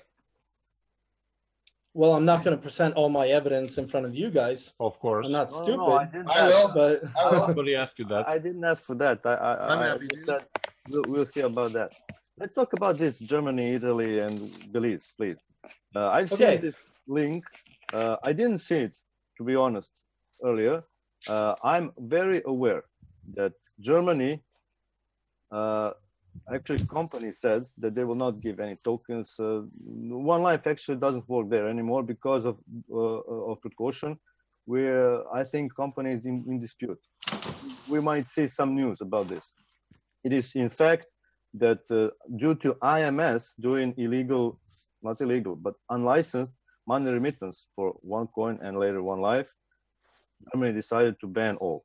That's fine, but that's not because OneCoin is a scam, doesn't have a blockchain or whatever. It's because IMS took money for them and remitted it without license. They are banned. That's fine. Let's go to Italy. all activity of OneCoin Yes, is banned in Germany. because IMS took money for them from all. Without a Doesn't matter. Doesn't matter. It So matters. that is The top line here is no more OneCoin in Germany ever. Oh, That's You're, not you're true. done in That's Germany. not We'll true. see about that. You're That's done not in true. Germany. That's what No, the no, papers say. No, the that's That's paper what the does papers not say. say. The And paper I does am not invited to that court case to be a witness. So No, I know. the paper does not say that OneCoin and One Life are forever restricted from Germany. That's not true. It says cease and desist. Cease and desist, yes, but that's a current cease and order. desist and advise all sales of OneCoins in Germany. That doesn't say forever. Yeah, Okay, doesn't say whatever. forever. Let's go to Italy. I've seen original verdict from Italy for 3 top leaders who were indeed practicing pyramid scheme. What does that mean? They were actually never mentioning. They were doing exactly what Tim says company does. So they were doing wrong. They were selling directly OneCoins, but money did not come from OneCoins. It came from the fees, whatever. What did they do? That's what Translate said. So you needed to recruit new people in order to earn money. I don't know how did they do that, but that's a pyramid. A company did not come to defend those idiots because they were suspended or whatever. They worked against company rules, and one life, one coin is banned in Italy. That's fact. That's right. So you just But admitted it's a to that the precautionary. Onecoin. I admit it. No, you that just admitted one to life- that Onecoin creates criminals. No. That's Oh, yes. not, No. Yes. that's a problem of every MLM system. So, Everyone so can work. every single IMA in Onecoin is a criminal by your No, definition. those IMA did You're not spinning it. follow. Yes, of course, he's spinning. You're spinning Those IMA, specific IMAs did not follow. Let's let the company- internet decide that one. No. Wait. Just I'll go Igor read. and I'll Just say. go read compliances.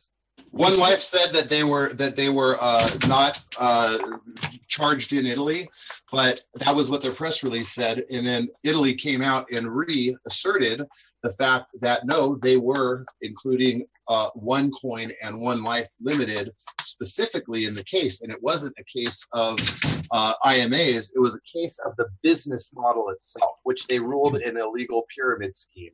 Period. Okay, so what you're saying, since Italian and German and Swedish and whatever lawyer firms, there are public opinions about One Life compensation plan.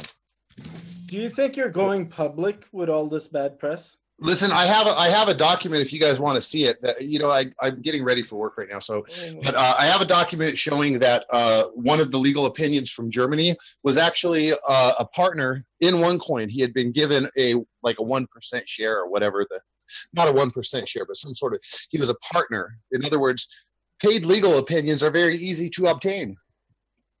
Do you understand? You do not get legal opinions for free. Yeah. Lawyers charge their Oh, yeah, of course. Wait a minute. I'm saying that they were a partner. Do They you had a understand vested that this law firm can be sued by people who enter business just because they saw their opinion? Do you realize that? They were the wording of it is very careful. It said, where is Listen to me. cryptocurrency legal? If I agree to join One Life as IMA and start doing business of selling education, just because I read that legal letter from Germany, let's say I'm from Germany, and later my company is global pyramid convicted, which One Life is not, I can sue that company because I invested my time, money, whatever, just because they said it's legal. Well, That law- that's like saying why waste time on suing me, because you got to sue BaFin, you got to sue Germany, you got to sue Belize, you got to sue They cannot Hungary, sue you BaFin. got to sue India, you got to sue Italy. You know, you're ranking up a lot of things all around the world. Okay.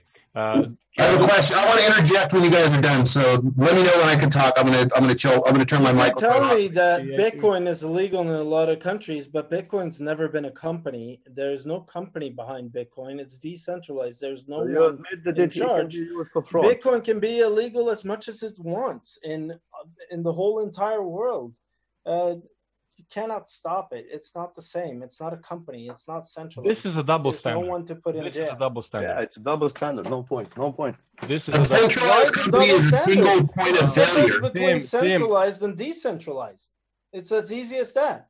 Tim, Decentralized cryptocurrency is unstoppable. Centralized currency are stoppable. That's how easy it is. Wait a minute. How is centralized cryptocurrency stoppable?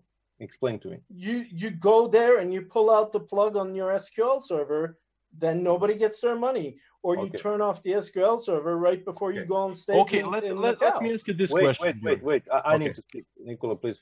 Okay. Okay. What if company doesn't want to turn off its servers? What if let's see, Facebook is centralized, Google is centralized. They're not going to shut down their servers. They're not currencies, or they're not the commodities. Never mind. or It's the- centralized. Never mind. They're not going to be shut down. What if OneCoin can get licenses to be a legal cryptocurrency in... Do you mean a license to print money, which no cryptocurrency has?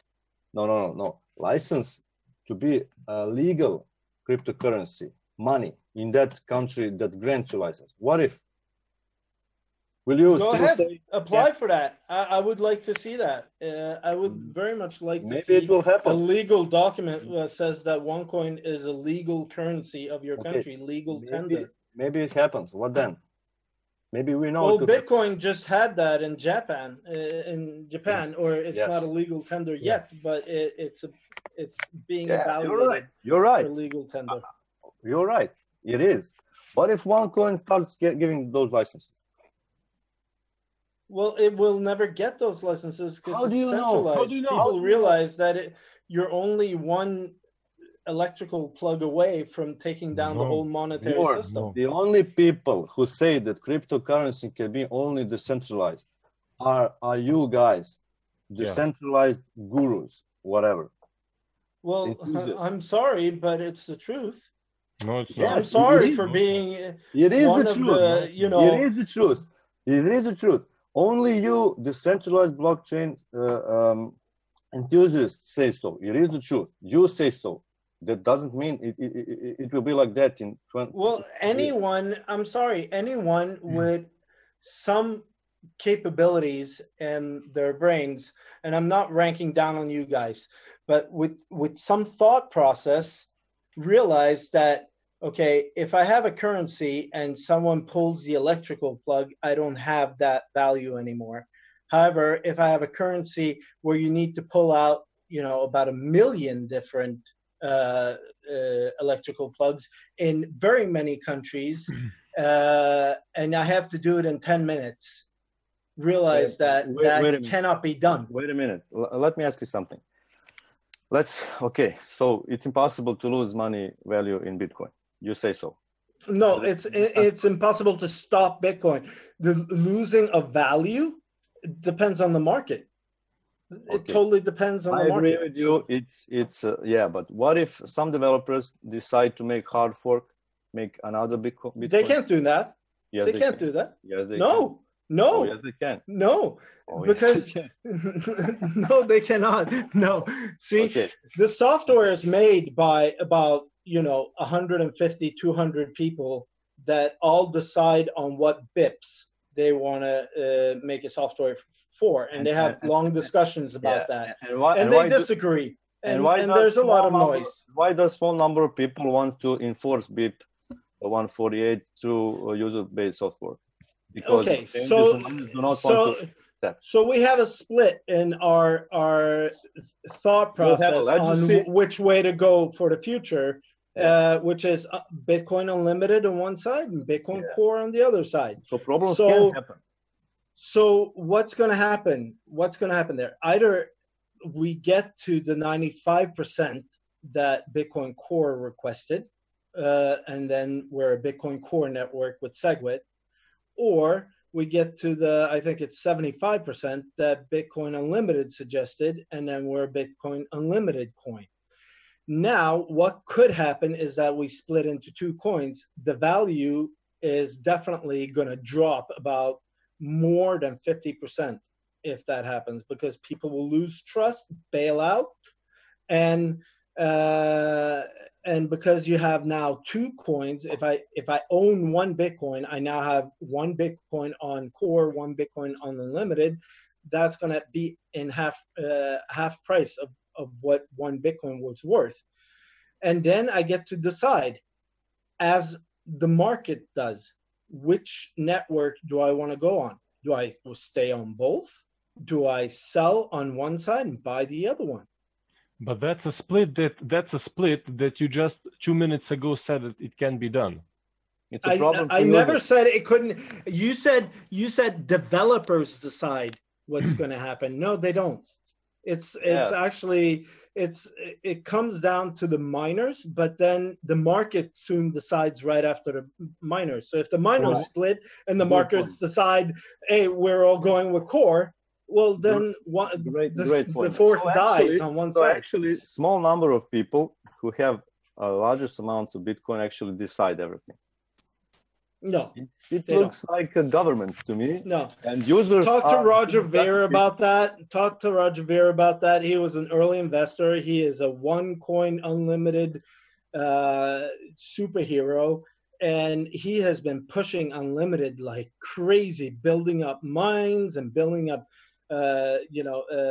even cloud mining solutions and everything.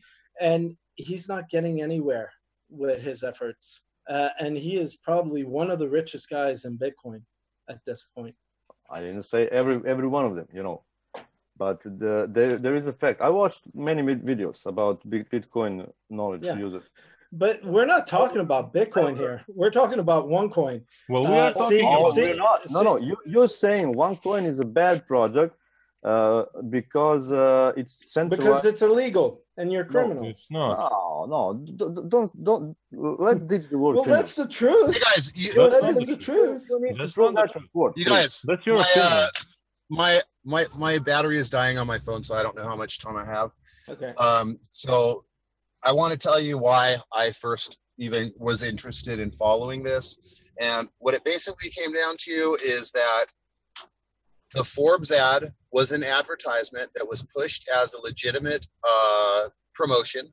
The financial IT piece was a reprint of January, which was pushed as a legitimate promotion. The fourth annual Eastern European Summit was pushed as Ruja was invited to this, which she wasn't. OneCoin paid title platinum sponsorship. Economist later removed every evidence of that from their website. I mean, it's just time and time again that so many things that Ruja and OneCoin as a company lied about. Another misinformation was that Bitcoin costs $1,200 or $300. I mean, Ruja's been saying that Bitcoin will never reach the dizzying heights that it once did in 2013. She's been saying that since the very beginning, since Bitcoin. And it was her mistake. So what? Yeah. So what? Wait a minute. Listen, wait. Let me finish. I'm almost done. Okay.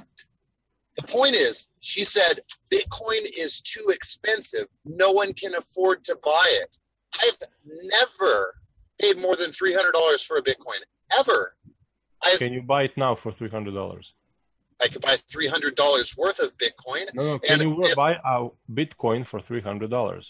You can. What kind of question is that? First and foremost. I can buy Bitcoin for $300. I can buy Bitcoin for $20. I could send Bitcoin. I sent $5 to a friend in North Carolina. You can buy one Bitcoin for $300. Yeah. Oh my God. First and foremost. I'm sorry for laughing, but it's like saying you have to buy an ounce of gold. I don't get your point whatsoever. You know what? Whether I buy one Bitcoin or whether I buy $10. The point is that you're saying. Listen, if Bitcoin goes up 10% or it goes down 10%, that's 10%, whether I bought a whole Bitcoin or whether I bought $10 worth of Bitcoin. It's 10%. So, of course, it's like saying you can't buy jewelry unless you buy a brick of gold or silver first. Wait, no. What's the point of this, Tim? What's the point of that? The point is that Ruja is a pathological liar, that is a deceiver, that OneCoin does not teach cryptocurrency education. It never has. And there's dozens, if not hundreds of lies that are documented that she lies about. We even have proof that Ruja doesn't understand what proof of work means. She doesn't even speak the lexicon, and these people think, and you guys probably know better. In fact, I know that Nikola, why does she need to know that? Crypto queen. She's not technical. She doesn't understand cryptocurrency or smart contracts or blockchain at all. That's the point. Oh and Nikola made a good point, which was she doesn't need to. You're right. She doesn't need to because she has buffers or people that speak it, know it for her. That's absolutely cool. Well, everybody has been led to believe that she's this cryptocurrency expert because she says she is, because everybody else says she is. That's false. And why That's a lie. And why is that? It's a lie. And also that you don't have a blockchain. It's not a cryptocurrency. It's a centralized token that, I mean, it's the same system as Star Alliance uses for their membership programs. I mean, come on, guys. Get Tim, real. Bjorn, Get real. Bjorn, that is your assumption. Yeah, No, that's your I know No, this. there's I have been It's enough, your proof. assumption. we've done enough I have tests to proof. absolutely prove that. There's absolute It proof is of your, Bjorn, the thing. One Look, coin once- doesn't have a blockchain. Wait. Use your brain. Bjorn's Use your assumption brain. That Tim took Pull as out a fact. one electricity plug, and your whole system is down. Okay, let me go with you. That's Same not with gonna Star happen. Alliance on their membership program. No, Bjorn, you and me are gonna now go through a tech thing. Okay, I'm gonna share my screen with you now about blockchain. So we can imagine. Do you see the picture? Yeah, I do see the picture. We can imagine this as a Bitcoin blockchain, distributed system. Everybody have the same rights. Everybody can see the transactions. Everybody can do the same thing. Yeah. So how many in this picture? How many electronical outlets do you have to disable for this network to be centralized? That's not the point. Now, what this every single dot here represents? It represents a computer which is performing the mining. You agree? Yeah, I agree. Okay, what that computer has a computer processing power, which is used to process, to do the mining process. It has a mining software, and it has its own firewall. Do you agree? No, there's no firewall. Okay, it can go without a firewall, but it has two basic functions. Yeah. So okay. So each one of those computers is performing the mining, and that's fine. Yeah. But what if I want to create my own blockchain? For example, I have a company for, I don't know, accounting, and I want it to run on a blockchain, but I don't want everybody to see it. And then I create something like this, which is, these are my computers that are performing the mining. So they're doing the very same thing that these computers are doing, but just these are my computers that are performing the mining. And these are my clients. So this is a company A, company B. I do accounting for them so they can see their own accounting papers. So all invoices that they are taking, but they cannot see. So the company A cannot see the invoices and everything else from the company B and from the company C and from any other company. This blockchain, my internal blockchain, is doing the same thing technically as the open blockchain, but only I can see what's going on for everyone, and clients can only see for themselves. Is it transparent for your clients? Yes. So this is my private blockchain. Only you can see the blockchain. I can see everything, and clients can only see what they have to do. So if you are not transparent. You are my client. It's not transparent. Wait. You are my client. You are my client, and Igor is another client. Yep. Do you want Igor to have a full insight in what your company is doing? No, but that's why. Of course you don't want to. No. That's because blockchains are not account-centric. They're coin-centric. Nothing that we've ever seen before.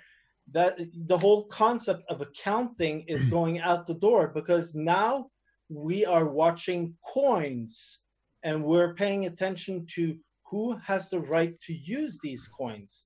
Before, all bank systems, all systems that we've ever seen up until this point in history has been account-centric. We're watching accounts with final balances.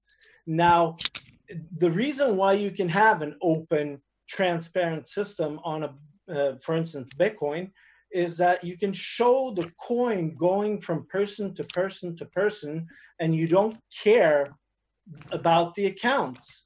Only the person cares about the accounts. Well, so I'm not asking to see all of Igor's business, but I could sit down and read the blockchain and figure out exactly where he has spent his money in a real blockchain. Now, I'm not saying that this is a good system to run business on, but it's a good idea of having a transparent system where we can transfer money. Now, you have gone slightly off topic. I am talking here about the technical aspect, not philosophical one. This is very important. So this solution here is completely feasible, and it is a blockchain. Technically, yes. Philosophically, from your position, everybody should be able to see this. So your philosophical approach is this. But there's one thing you forgot to mention, though.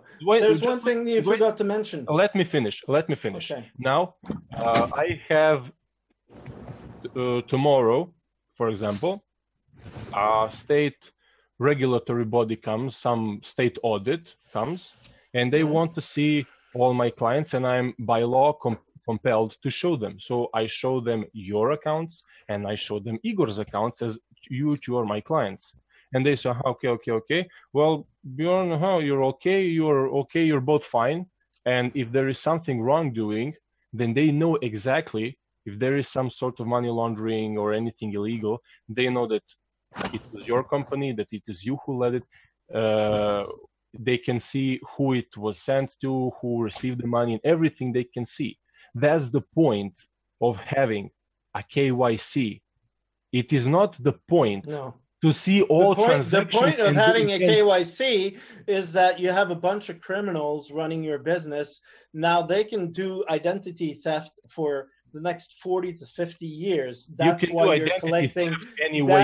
That's why they're collecting your passport. Now there's strict regulations on this in, for instance, Norway, so that every single IMA in Norway has done something illegal by sending their passport to you.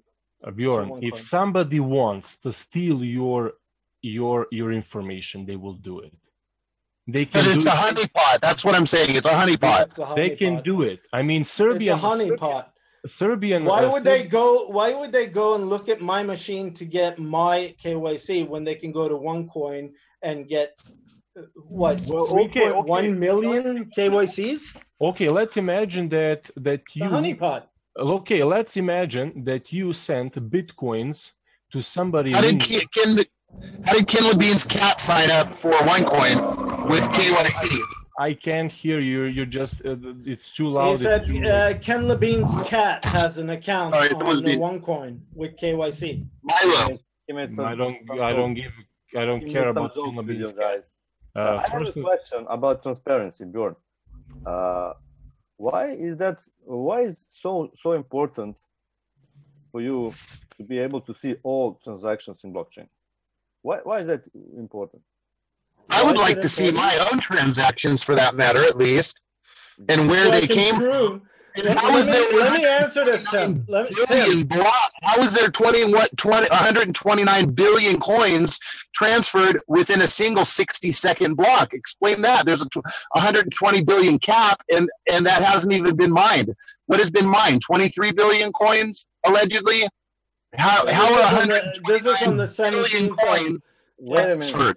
They didn't even have a billion coins at that point because it was on the 17th of October 2016 was that block. Let me show you guys that one again because it's quite revealing of what I mean that's obviously invented, guys. Come on.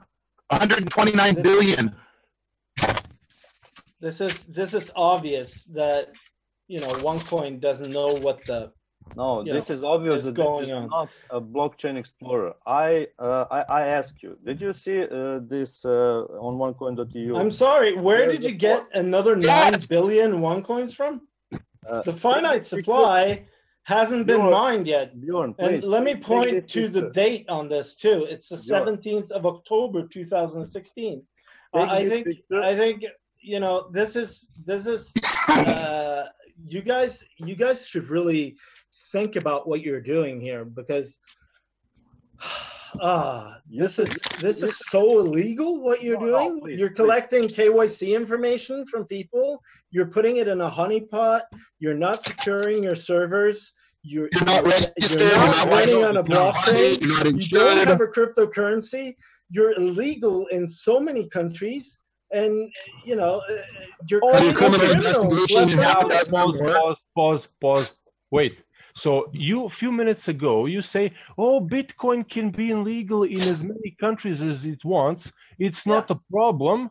But if I never said it wasn't a problem, No, but I said it was But it's illegal. not a company. Wait, you did. First, foremost, you did. Second, Bitcoin was at one point banned in 13 or 14 countries a few years ago. And that's fine. That's all fine.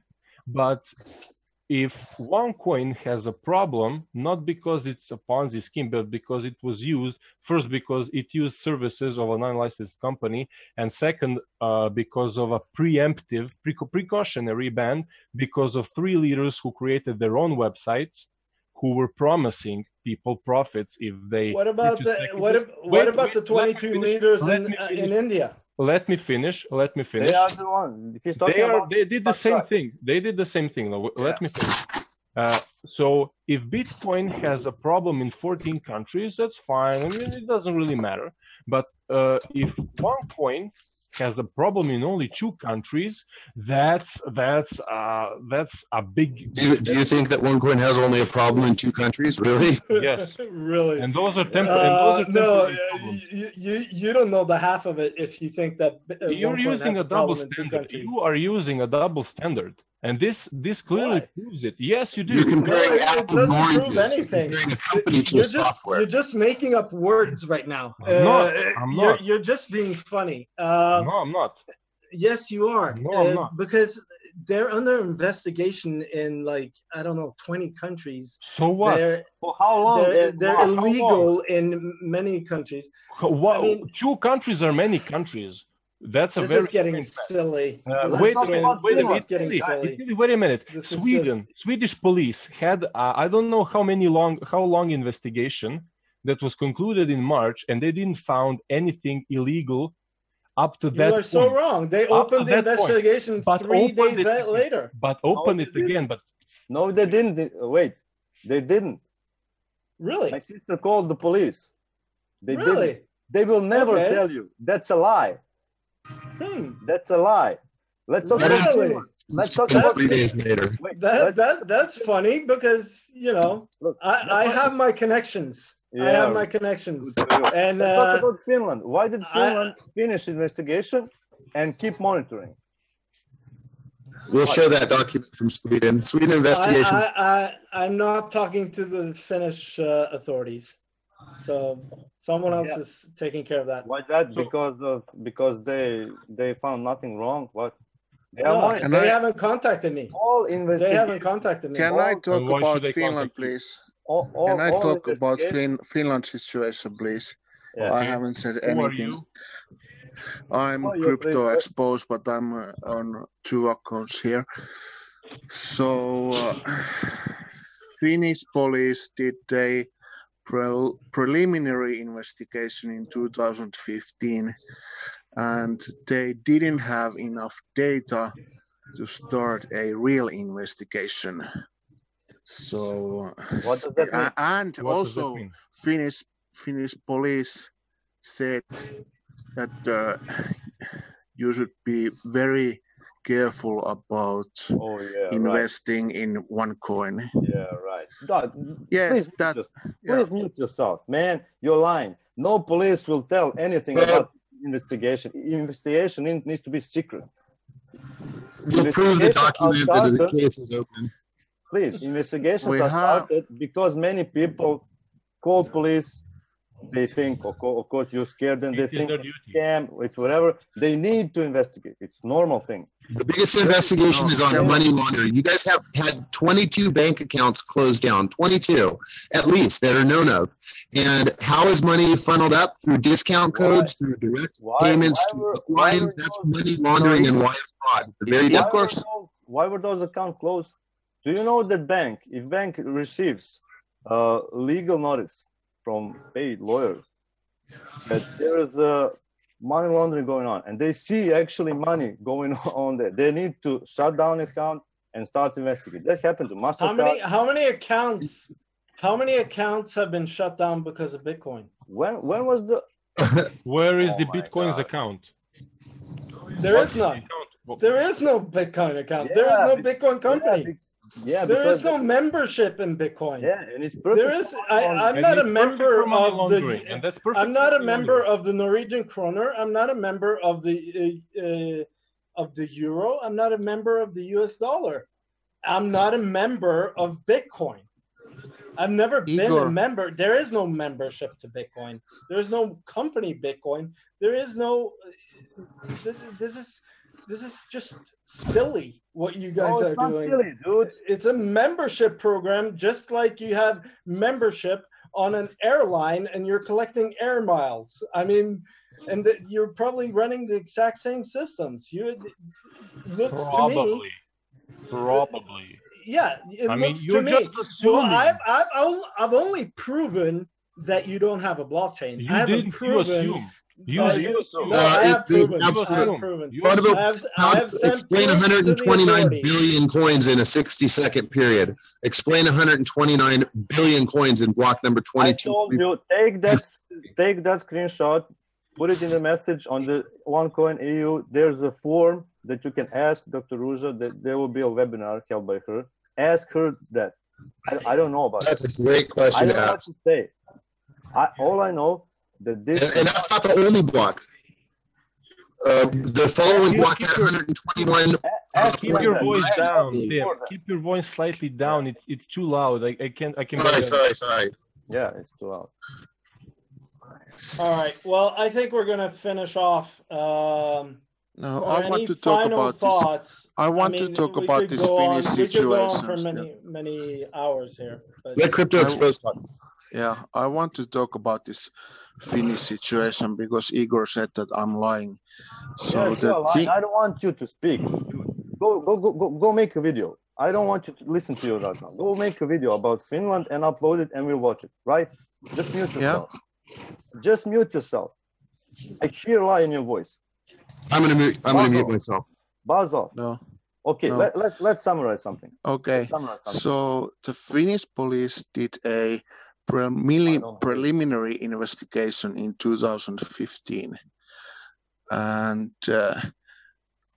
because of there was not enough data, there wasn't. What does that mean? There was enough data. What did change in the One Life system? Did compensation plan change? Did anything change? Yes, everything changed after like 2016 October 1st.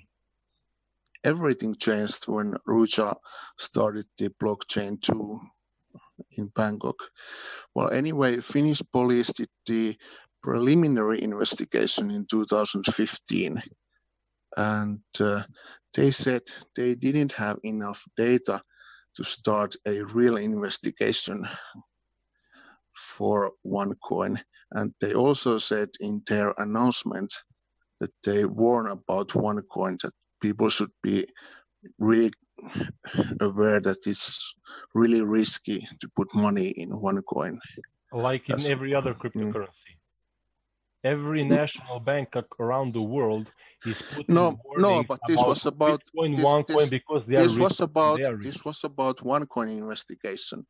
So this was done in 2015, and they said they didn't have enough data to start a real investigation. And they say people should be careful because it's risky. Yes, but that's about cryptocurrencies. Now, risky. To be a cryptocurrency, everything is risky. No. To be a cryptocurrency, no.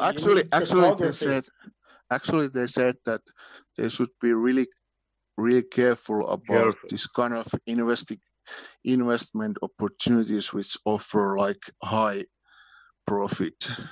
That's the problem here. OneCoin doesn't offer high profit. If some it does. They are no, it doesn't. Yes, it does. OneCoin doesn't. It does. Tom McMurray has promised us that if you put $10 into OneCoin, you will get $100 back. No, you won't. Yes, he has. You're lying. Russia. There's no. Russia herself said that you can get 2 million OneCoins if you buy the ultimate package. What does that mean? You You will get those. You will get 2 million one coins. You cannot sell them. And Russia also defines the value of one coin by herself. How do you know that? Because Ed Librick has made a video about that. No, he there was just a part of video. No, that was so Russia is like Janet Yellen. It's a private company. I mean, it's private coin. We'll see what happens when it goes public. If it falls, it falls. Yeah, it will fall. Do you think that we're gonna let you get off scot-free blaming it on the market? No, you're all going to jail, of course. Long before it goes public. You are currently the one who has legal issues with lawyers. So we don't. I don't have any legal issues with lawyers. I have a threatening lawyer letter, and I'm planning on suing OneCoin. You are asking for donations for the lawyer because you can't afford them. So yes, you have certain sort of no, that's not right. I'm asking for donations so I can sue OneCoin. I'm asking for donations to help sue OneCoin. But didn't you say there's a big difference there? It's not that I can't afford a lawyer if I'm on the attack. It's for suing OneCoin. I'm seeing if the market is interested in suing OneCoin, please donate money so we can go do that. But you said you got a lawyer that will attack for free. You said it yourself on video. No, I explained that situation earlier, and now you're just being stupid because now you're discarding my explanation that I already explained to you earlier, that my lawyer company had found that in another country, the same lawyer company had given a legal opinion about the educational material. So they could not represent me. So I had to find a new lawyer. Now the new lawyer is not free. The new lawyer is getting paid for both defense and offense. Now, I haven't seen a bill from him yet, but I'm going on the offense. I am suing OneCoin as soon as I can get a list from OneCoin's lawyer about the people, about their registration number, their address, and the board of directors. So I know who I'm suing. You just said I'm stupid. There's a video. I'm sorry, but thanks Nikola and thanks Igor for coming onto the call. I appreciate it. I'm sure we'll argue more in different chats, etc. But I mean, maybe you guys at least know that my conviction, obviously, is that OneCoin is currently the biggest fraud in the world. I know that. I mean, at least you know I'm not making shit up.